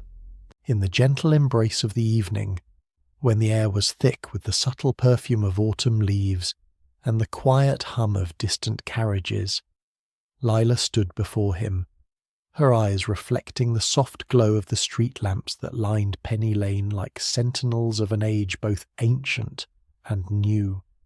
Her voice, soft yet resonant, carried with it a promise that seemed to dance upon the very air, weaving through the tendrils of mist that curled about them like the comforting folds of a well-worn shawl. "Every sweet you make," she said, her words imbued with a conviction that belied her tender years, "finds its dreamer, the confectioner, A man whose life had been a tapestry woven with the threads of sugar and spice felt a stirring within him, a gentle awakening of a peace long dormant. He had spent countless hours in the dim glow of his shop, crafting confections with the precision of an artisan and the passion of a poet, yet never had he truly contemplated the journey his creations embarked upon once they left his hands. Now, as Lila spoke, he sensed the quiet unfolding of a deeper truth, a revelation that whispered of connections unseen and bonds unspoken. Outside, the fog drifted lazily, a veil upon the world that softened the sharp edges of reality and invited the imagination to wander freely. The gaslights flickered with a steady, reassuring rhythm, casting pools of light that seemed to breathe with the pulse of the city itself. Footsteps echoed softly along the cobblestones, a gentle reminder of the lives that intersected in this quiet corner of the world, each step a story, each pause a moment of reflection. Lila's words lingered in the air, a melody both haunting and hopeful, and the confectioner found himself entranced by the notion that his sweets carried with them a whisper of his own soul, mingling with the dreams and desires of those who savoured them. It was a thought that brought with it a profound sense of contentment, a quiet joy that settled into his bones like the warmth of a hearth on a cold winter's night. "Your sweets," Lila continued, her gaze steady and sure, "are more than mere confections. They are tokens of joy, carriers of hope, and they find their way to those who need them most." Her voice, though soft, carried the weight of wisdom that seemed far beyond her years, and in that moment the confectioner understood the true nature of his craft. It was not merely a trade, but a calling, a means by which he could touch the lives of others, even in the smallest of ways.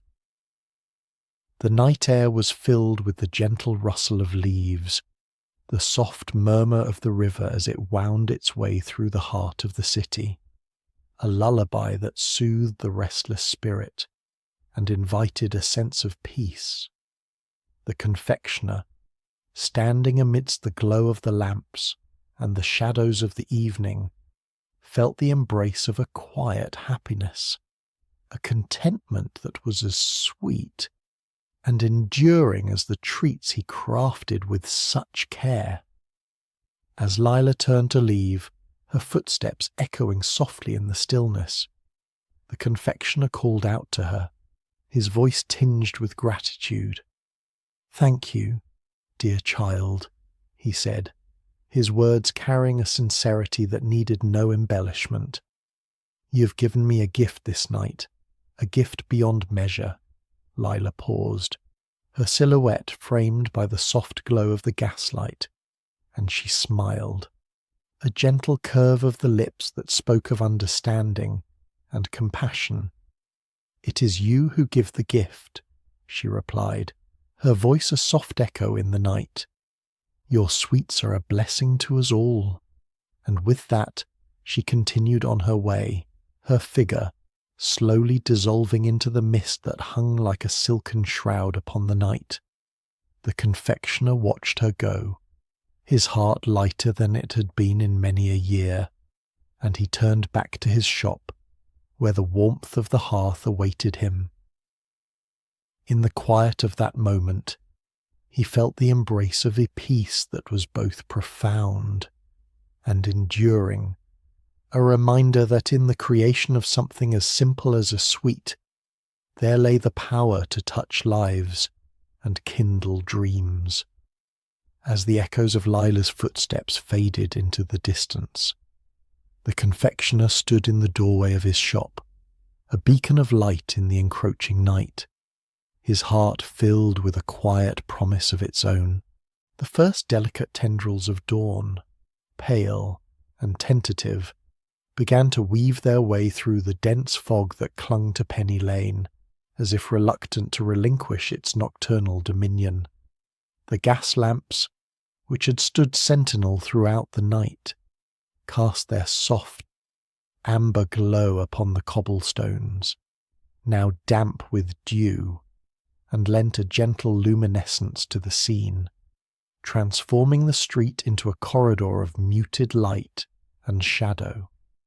The gentle murmur of the nearby river, its waters moving with unhurried grace, provided a measured accompaniment to the stillness, as if nature itself conspired to usher in the morning with the utmost decorum. In this hushed tableau, the figure of Lila, ephemeral and dreamlike, seemed to fade with the receding darkness. Her presence, which had been as insubstantial as a whisper, now dissolved into the burgeoning light, leaving behind a trail of sugar crystals that glimmered softly upon the floor of the confectioner's shop. These tiny, crystalline particles, remnants of her ethereal passage, caught the nascent rays of the sun, sparkling momentarily before they too surrendered to the gentle embrace of the morning mist, merging with the air in a quiet, almost reverent dissolution. The confectioner, standing silently in his doorway, watched this transformation with a bemused expression, his thoughts drifting like the fog that surrounded him. In that moment, he was acutely aware of the transient beauty of the world, a beauty that lay not only in the grand and the monumental, but also in the fleeting and the delicate. The sugar crystals, so quickly vanishing, were a poignant reminder of the ephemeral nature of life itself, and yet, within their brief existence, they had captured something eternal, a glimmer of joy, a spark of imagination, a touch of the divine. As the light grew stronger, banishing the lingering shadows, the street began to stir with the gentle rhythms of a new day.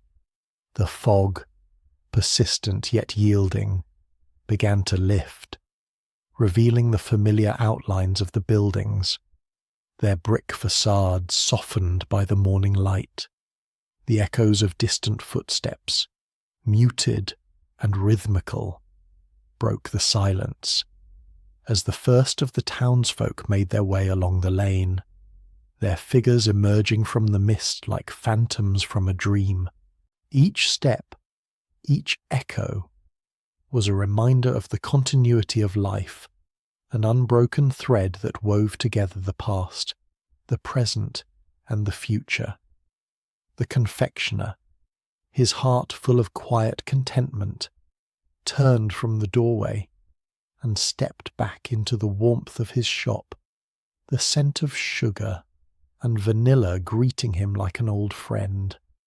He busied himself with the familiar rituals of his trade, his hands moving deftly among the jar and utensils, each action a testament to the simple pleasures of craftsmanship.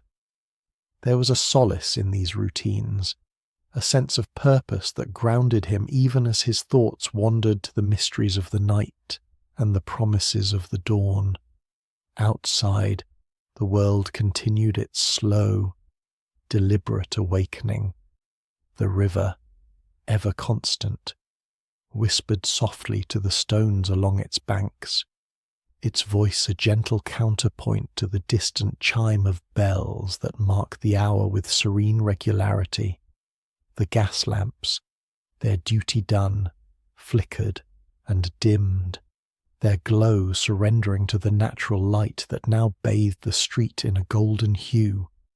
And above it all, the sky, vast and infinite, stretched out in a canvas of pastel colours, heralding a new day with quiet majesty. In this moment of transition, as night gave way to day, there was a palpable sense of peace that enveloped Penny Lane, a peace born of the harmony between the natural and the human, the seen and the unseen. It was a peace that promised renewal and hope, whispered of dreams yet to be realized, and invited all who walked its path to pause, to reflect, and to find comfort in the simple beauty of existence. As the confectioner continued his gentle labours, the trail of sugar crystals on the floor shimmered once more in the morning light, before dissolving completely into the air, leaving behind nothing but a memory, a fleeting impression of a night filled with sweet enchantment. And so the cycle continued, as day unfolded over the quiet lane, its presence as familiar and comforting as the embrace of an old friend, as the first rays of the day timidly crept over the cobblestones of Penny Lane. The faint glow of a gas lamp flickered gently, casting elongated shadows that danced with the gentle morning breeze.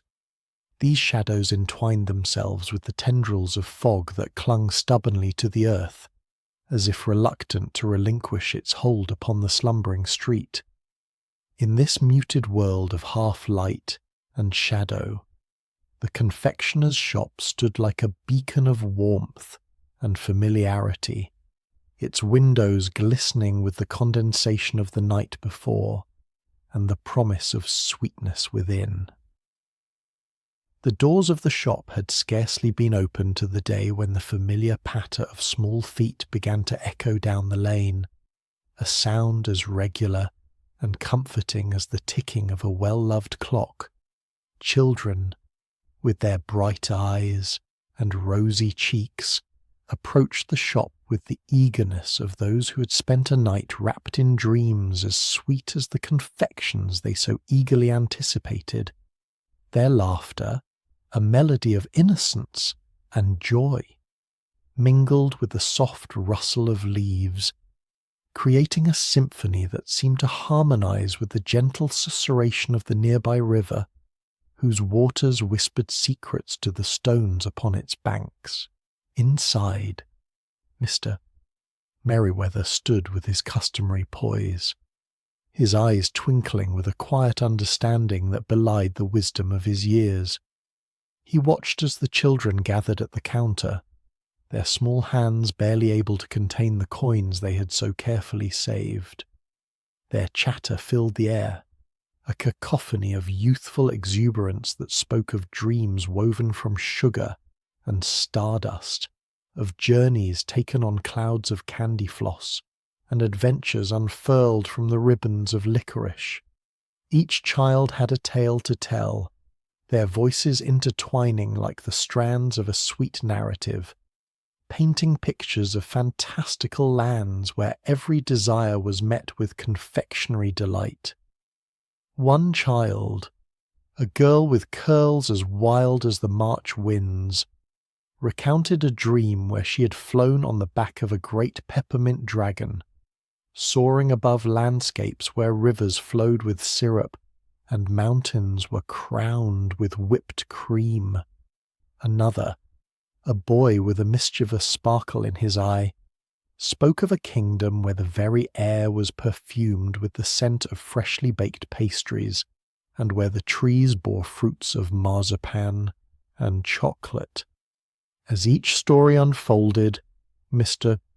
Merriweather listened with an attentive ear, his nods and smiles offering encouragement to their imaginations, as though he had himself trod upon the paths of their dreams and seen the wonders they described. The children, buoyed by the warmth of his attention, felt their tales take on a life of their own, their eyes wide with the delight of shared experience. It was in these moments, amidst the gentle hum of the shop and the fragrant aroma of sweets, that the world outside seemed to fade into insignificance, leaving only the glow of childhood wonder and the gentle murmur of the river, which flowed ever onward, a constant presence in the life of the lane. The morning light, now stronger, filled the shop with a golden hue, illuminating the faces of the children as they exchanged their coins for precious treasures, their hands clutching paper bags filled with dreams made tangible. As the last child departed, their voices a receding echo down the lane. Mr. Merriweather cast one final glance at the street beyond, where the fog was beginning to lift, revealing a world renewed by the promise of the day. The gaslight flickered once more, its flame steady against the canvas of the morning sky, as if to remind the world that, in the heart of Penny Lane, there existed a place where dreams and reality intertwined. The whispers began as faint murmurings, a delicate susurrus that slipped through the narrow alleys and over cobblestones, carried by the gentle breeze that wound its way through the labyrinth of Penny Lane. It was said, with an air of incredulity that only heightened the mystery, that the confections crafted by Mr. Merriweather possessed a rare and wondrous quality. They were whispered to have the power to soothe the restless mind, to calm the tumultuous night visions that plagued the weary, and to offer solace to the troubled soul in the quiet hours before dawn. These sweets, it was claimed, had the singular ability to aid in the attainment of that most elusive of states, repose. As the tale spread, like the burgeoning light of the gas lamps that lined the streets, it gathered momentum, reaching the farthest corners of the quarter and beyond. The soft echoes of this newfound renown found their way to the ears of those residing in distant streets, carried on the same air that bore the scent of fresh confections. The inhabitants of those far-flung avenues, awakened to the possibilities offered by Mr. Merriweather's sweets, began to send their requests, their missives arriving with the punctuality of the morning post, each letter a testament to the hope of a night undisturbed by the phantoms of the mind. The confectioner's shop, a modest establishment nestled amidst the bustling thoroughfare, became a beacon for those who sought respite from the insistent chimeras of the night. The fog, which had wrapped the streets in its ethereal embrace, now seemed to part with reverence, allowing passage to those who came in search of Mr. Merriweather's famed creations. The gaslights, their glow a steady companion to the footfalls of the hopeful, illuminated the way with a gentle radiance, casting long shadows that danced upon the cobblestones like spectres performing a silent ballet. Within the shop, the air was rich with the aroma of caramelized sugar and vanilla, a comforting scent that enveloped each visitor as they crossed the threshold. Mr. Merriweather, with his kindly countenance, and eyes that twinkled with a warmth that rivaled the very gaslights themselves, welcomed each patron with a nod of understanding, as though he could perceive the burdens they carried and the relief they sought. The confections, displayed with care upon glass shelves, were as much a feast for the eyes as for the palate, their colours vibrant and their forms exquisite, each one a promise of tranquillity. As the orders flowed in, the rhythm of the shop became a harmonious symphony, the gentle rustle of paper and the soft clink of coins forming a measured counterpoint to the low murmur of conversation. The patrons, drawn together by their shared pursuit of peace, exchanged quiet words, their voices a tapestry of accents and tones that mingled with the ambient sounds of the street beyond. Outside, the fog continued its gradual retreat, revealing the familiar outlines of buildings and the ever-watchful river, its surface smooth and untroubled, a mirror reflecting the awakening day. The phenomenon of these sweets that help you sleep drew attention from all quarters, and soon the shop became a gathering place for those who wished to share their tales of nocturnal relief. Some spoke of how the confections had calmed their racing thoughts, allowing them to drift into slumber as gently as a leaf borne upon the river's current. Others recounted how dreams, once fraught with shadows and uncertainty, had transformed into serene landscapes, bathed in the soft glow of the moon. Each story, shared in hushed tones, added to the legend of Mr. Merriweather's creations, weaving a narrative that was as intricate as the finest lace. As the day wore on, the gaslights flickered in acknowledgment of the sun's ascent, their glow becoming a mere whisper in the presence of the burgeoning daylight. The echoes of footsteps, a constant companion to the quiet exchanges within, continued their unhurried dance along the cobblestones, each step a reminder of the persistent march of time and the constancy of human endeavour. The river, its gentle murmur a measured undertone to the morning's activities, flowed ever onward, a silent witness to the unfolding stories of those it passed by. And so, as the sun climbed higher and the fog receded into memory, the whispers continued their journey, spreading the tale of Mr. Merriweather and his remarkable confections to every corner of the city. The promise of a night untroubled by dreams lingered in the air, as tangible as the sweet scents that wafted from the shop, a balm for the weary, and a beacon for those who sought solace in the quiet hours of the night. In the dim-lit confines of Mr. Merriweather's shop, where the gentle flicker of gaslights played a shadowy dance upon the worn wooden counters, a peculiar discovery awaited beneath the veil of night. The air, populated by the faintest hints of lavender and sugar, seemed almost to whisper secrets of its own, secrets that found their way into the very fabric of Penny Lane, entwining with the fog that crept silently along cobblestones, and the soft echo of distant footsteps that marked the passage of time. As the city lay in its slumber, a curious hand had found its way to the ledger, leaving behind traces of its delicate artistry. The ledger, a venerable tome of faded leather and frayed edges, bore witness to countless transactions of sweets and confections, each entry a testament to the passage of days and the indulgences of its patrons. Yet, amidst the familiar scrawl of Mr. Merriweather's own hand, a new script emerged, ethereal and finely wrought, as if penned by the very dreams that wove their way through the city's collective unconscious.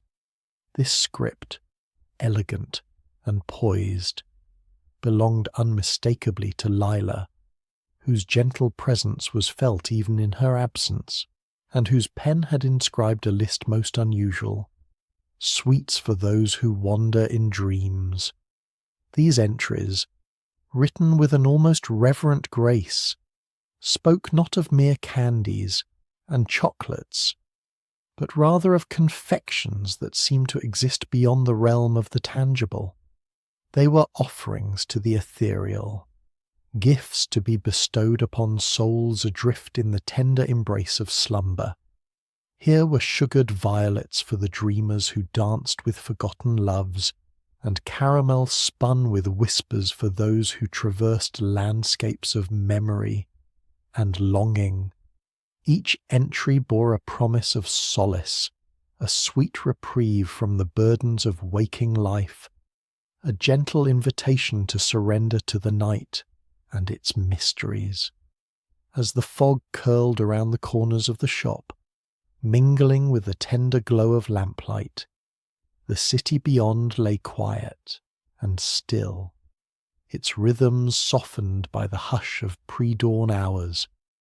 In this tranquil cocoon, the ledger's new entries whispered of possibilities untold, of journeys undertaken not by foot, but by the imagination, where every confection was a bridge to another world. It was as if Lila, with her delicate script, was stitching together the fabric of dreams, weaving a tapestry where each sweet was a thread connecting one heart to another. The steady tick of the clock in the corner marked the passage of these reflective moments, each tick a gentle reminder of time's ceaseless flow, while the ledger remained open like an invitation, its pages caressed by the soft breath of the night. Outside, the river flowed with a quiet majesty, its waters mirroring the constancy of the stars that watched over the city and its slumbering inhabitants.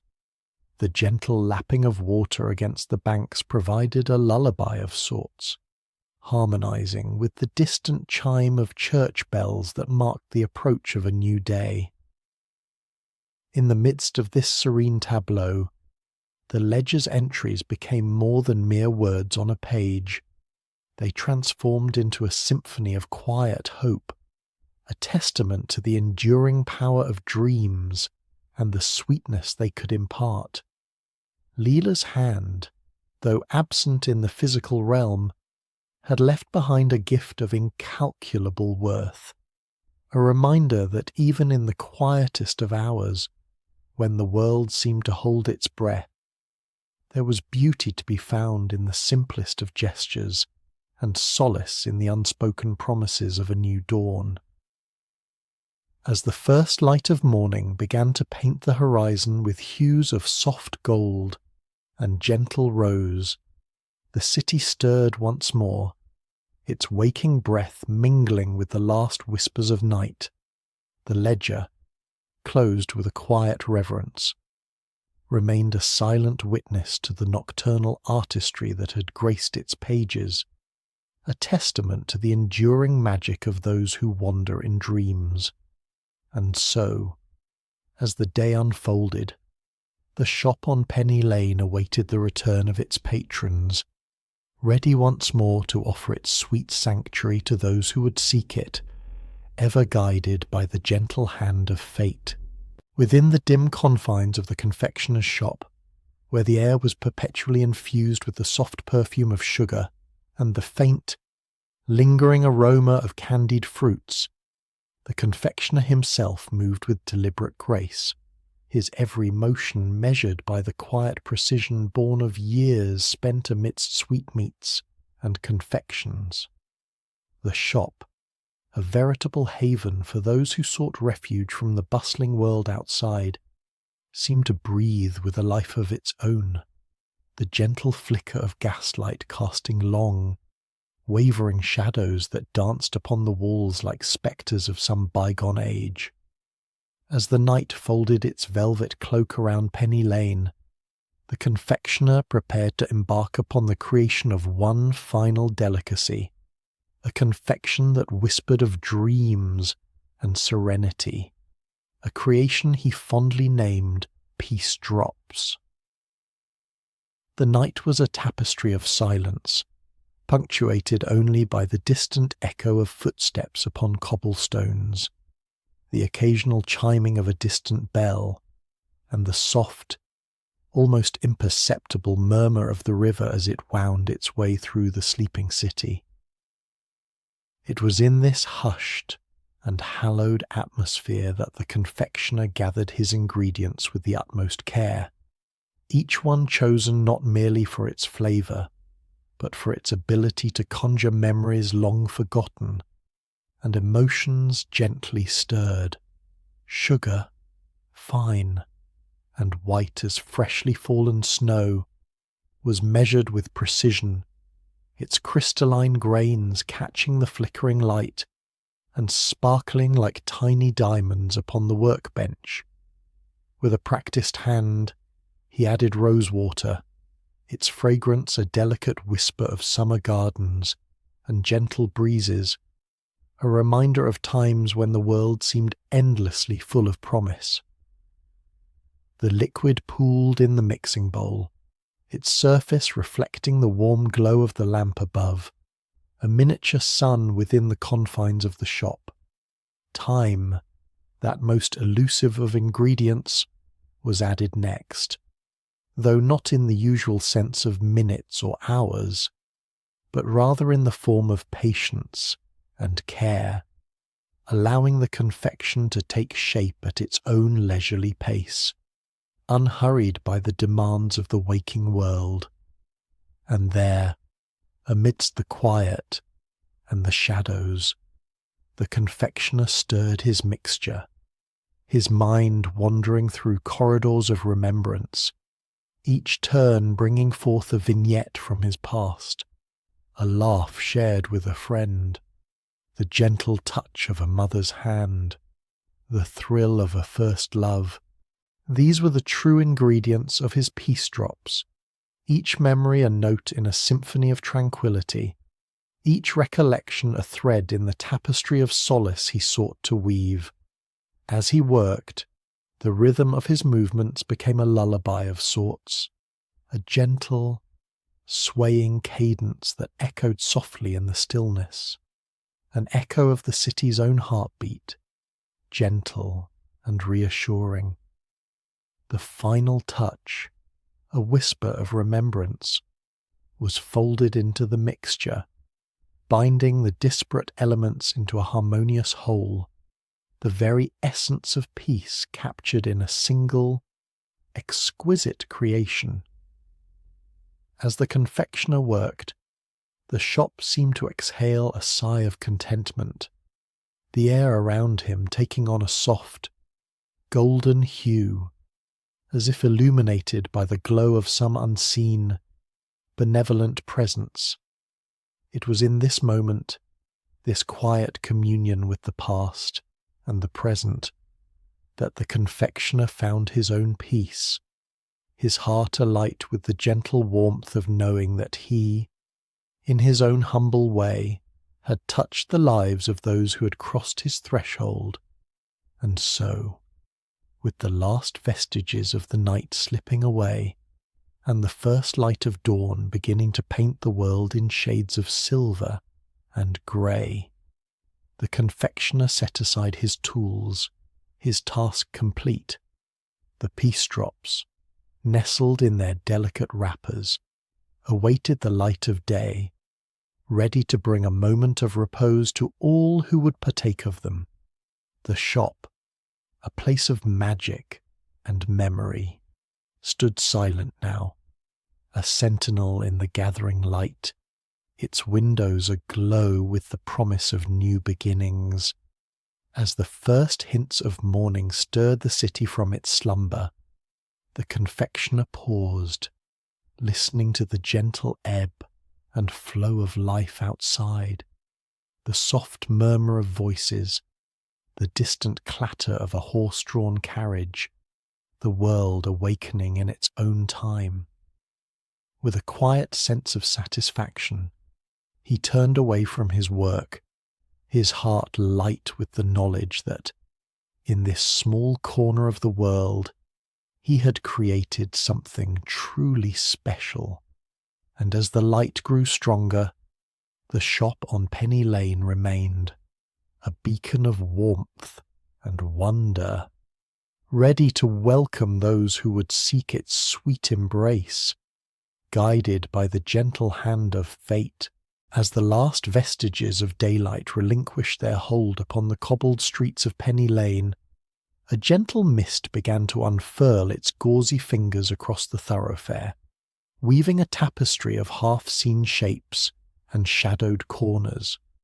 The confectioner, with deliberate and practised motions, moved about his domain, a small sanctuary of sweetness amidst the encroaching dusk.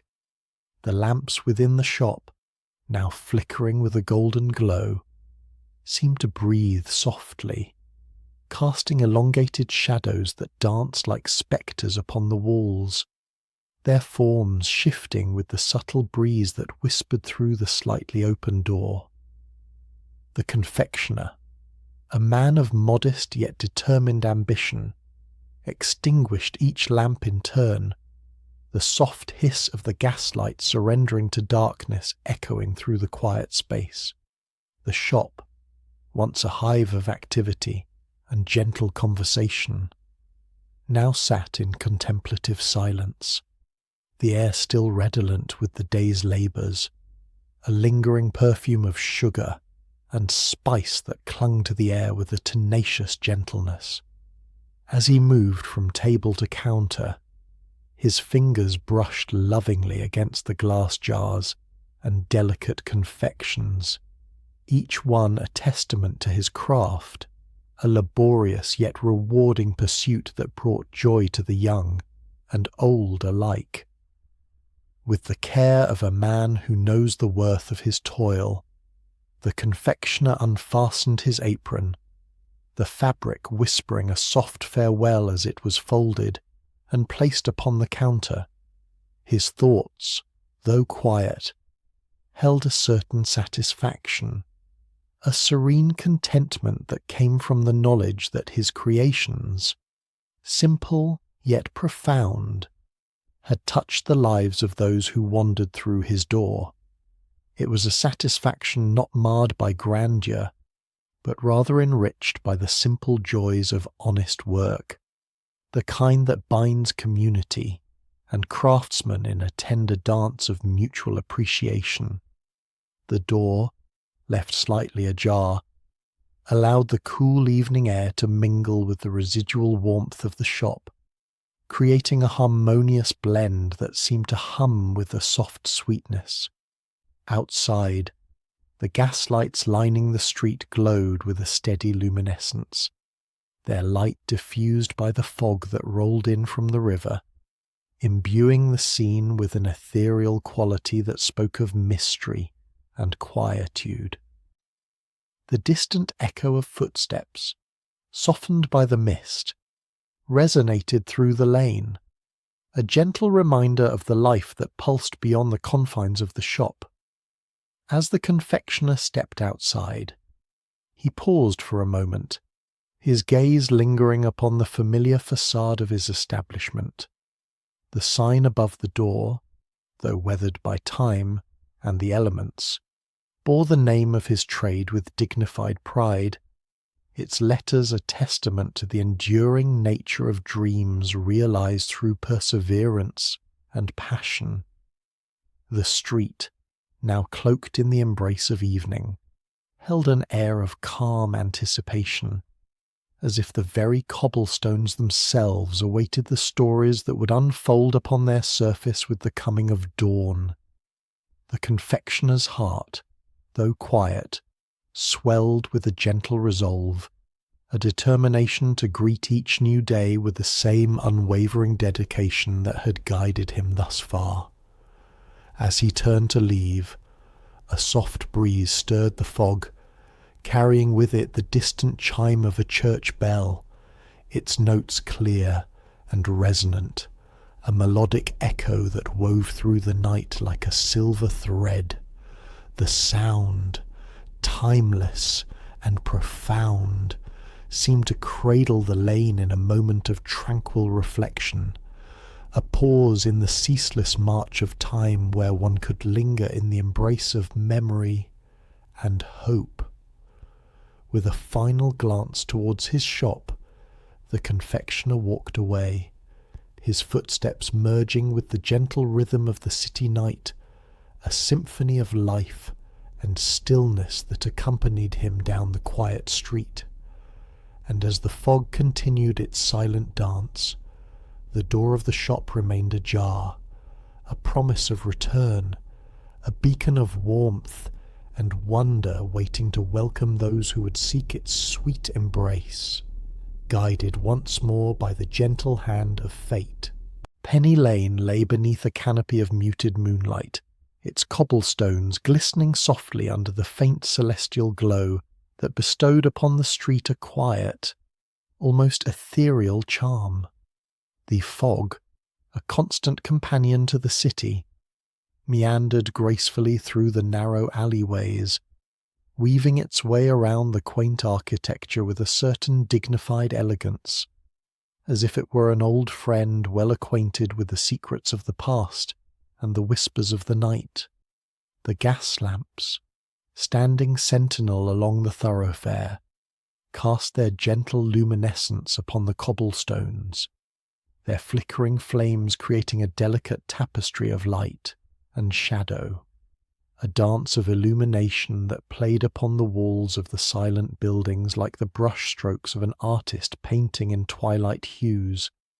The window of the sweet shop on Penny Lane, however, remained a singular focal point amidst this serene tableau, its glass panes aglow with a warm, inviting light that stood in contrast to the cool, silvery sheen that enveloped the rest of the street. Within, the comforting warmth of the shop seemed to spill out into the night, a beacon of homeliness and nostalgia that beckoned to the hearts of those who passed by, stirring within them the sweet recollections of simpler times and innocent joys. The display, artfully arranged with confections of every shape and hue, was a symphony of colour and form, each sweeter note in a harmonious melody that sang of the delights within, inviting admiration and longing in equal measure. Yet the street itself, clad in the quietude of the late hour, seemed to breathe with its own gentle rhythm, a soft, continuous pulse that resonated with the echoes of footsteps long since faded, the whispers of conversations once shared, and the laughter of children chasing after fleeting dreams. The fog, ever present, wrapped the street in its tender embrace, muffling the distant sounds of the city beyond, creating an intimate world of its own where time seemed to slow, allowing each moment to unfold with the languid grace that lulled the senses and eased the hurried heart. As the gas lamps flickered and the fog swirled, the presence of the river made itself known, its murmuring waters flowing with a quiet persistence, a gentle reminder of the passage of time and the constancy of nature.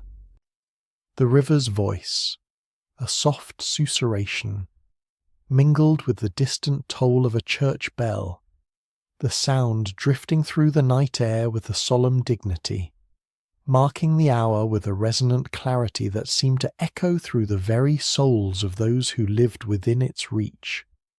It was a sound that spoke of continuity and faith, of the enduring bond between the city and its people, a reminder of the shared history that linked them to one another and to the generations that had come before. In this tranquil setting, footsteps might occasionally be heard, the soft pad of leather upon stone, each step a testament to the quiet determination of those who traversed the night, seeking solace or simply returning home. These echoes, though faint, were imbued with a certain resonance, a reminder of life persisting even in repose, a gentle counterpoint to the stillness that enveloped all else. Each step, each echo, was part of the grand symphony of the city, a melody that played on through the night, its notes carried on the breeze to blend seamlessly with the whispers of the river and the rustle of the leaves. Thus, Penny Lane lay at rest, cradled in the embrace of the night, its quiet beauty undisturbed, its secrets kept safe within the folds of shadow and light. The sweet shop window, with its warm glow, remained a steadfast presence, a small miracle in the slumbering city, a reminder of the enduring charm and simple pleasures that life had to offer. And as the fog continued its gentle dance, wrapping the world in its soft embrace.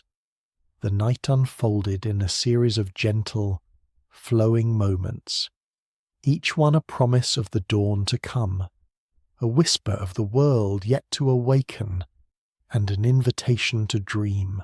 In the heart of London, where the cobblestones glistened under the muted glow of gas lamps, and the whispers of the Thames could be heard in the distance, the city lay cradled in the arms of a slumber that was as profound as it was serene. The fog, that ever-present companion of the night, wound its way through the streets, drifting past shuttered windows and silent doorways, as if seeking to weave a tapestry of dreams upon which the city might slumber. The soft, diffuse light of the gas lamps flickered gently, casting long shadows that wavered and danced upon the cobblestones, creating a play of light and shadow that seemed to breathe with the rhythm of the sleeping city. As the night deepened, the echoes of distant footsteps, muted and softened by the fog, whispered through the alleyways, a gentle reminder of life continuing in hushed tones. The occasional clatter of a carriage wheel, the soft murmur of voices carried on the night air, served only to accentuate the tranquillity that enveloped the city. It was a time when London, vast and sprawling, seemed to draw a collective breath, a pause in the ceaseless march of time that allowed for reflection and repose. In this moment of serene stillness, one might find themselves wandering, in thought or in dream, to a certain unassuming lane, known to those with a penchant for the sweet delights it offered. Penny Lane, a place where the confectioner's light still burned, a solitary beacon amidst the enveloping night.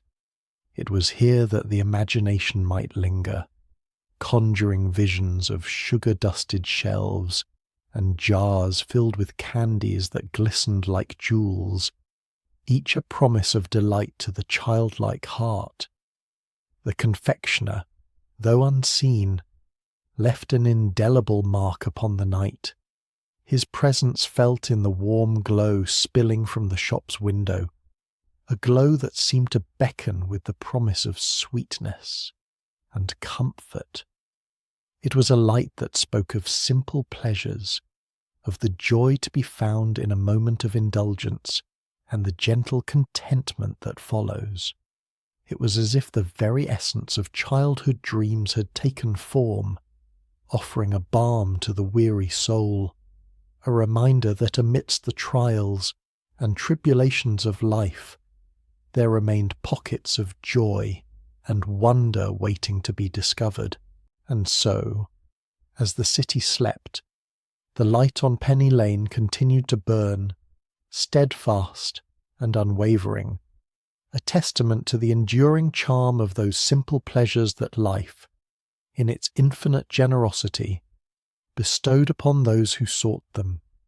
The fog swirled gently about the lane, wrapping it in a tender embrace, as if to cradle the light, to shelter it from the encroaching dark. It was a moment of perfect stillness, a pause in the tapestry of the night, wherein the heart might find solace, and the mind might wander freely, unfettered by the concerns of the waking world. As the hours crept onward, the night gradually yielded to the gentle promise of dawn, a slow unfolding of light that heralded the arrival of a new day. Yet, in that fleeting space between night and morning, when the world lay suspended in a dreamlike state, the light on Penny Lane remained steadfast, a beacon of hope and a testament to the sweetness of dreams. It was here, in this quiet corner of the city, that London found its benediction, a moment of grace that lingered long after the night had passed. And when London dreams and dreams taste sweet. Somewhere on Penny Lane a light still burns, casting its gentle glow upon the world, a promise of the pleasures that await, a whisper of the dreams yet to come. In this light the city finds its repose, a peaceful slumber that carries with it the promise of renewal, the gentle assurance that, as the night gives way to dawn, so too does life continue in its wondrous dance, ever unfolding, ever renewing, a testament to the enduring spirit of a city that dreams,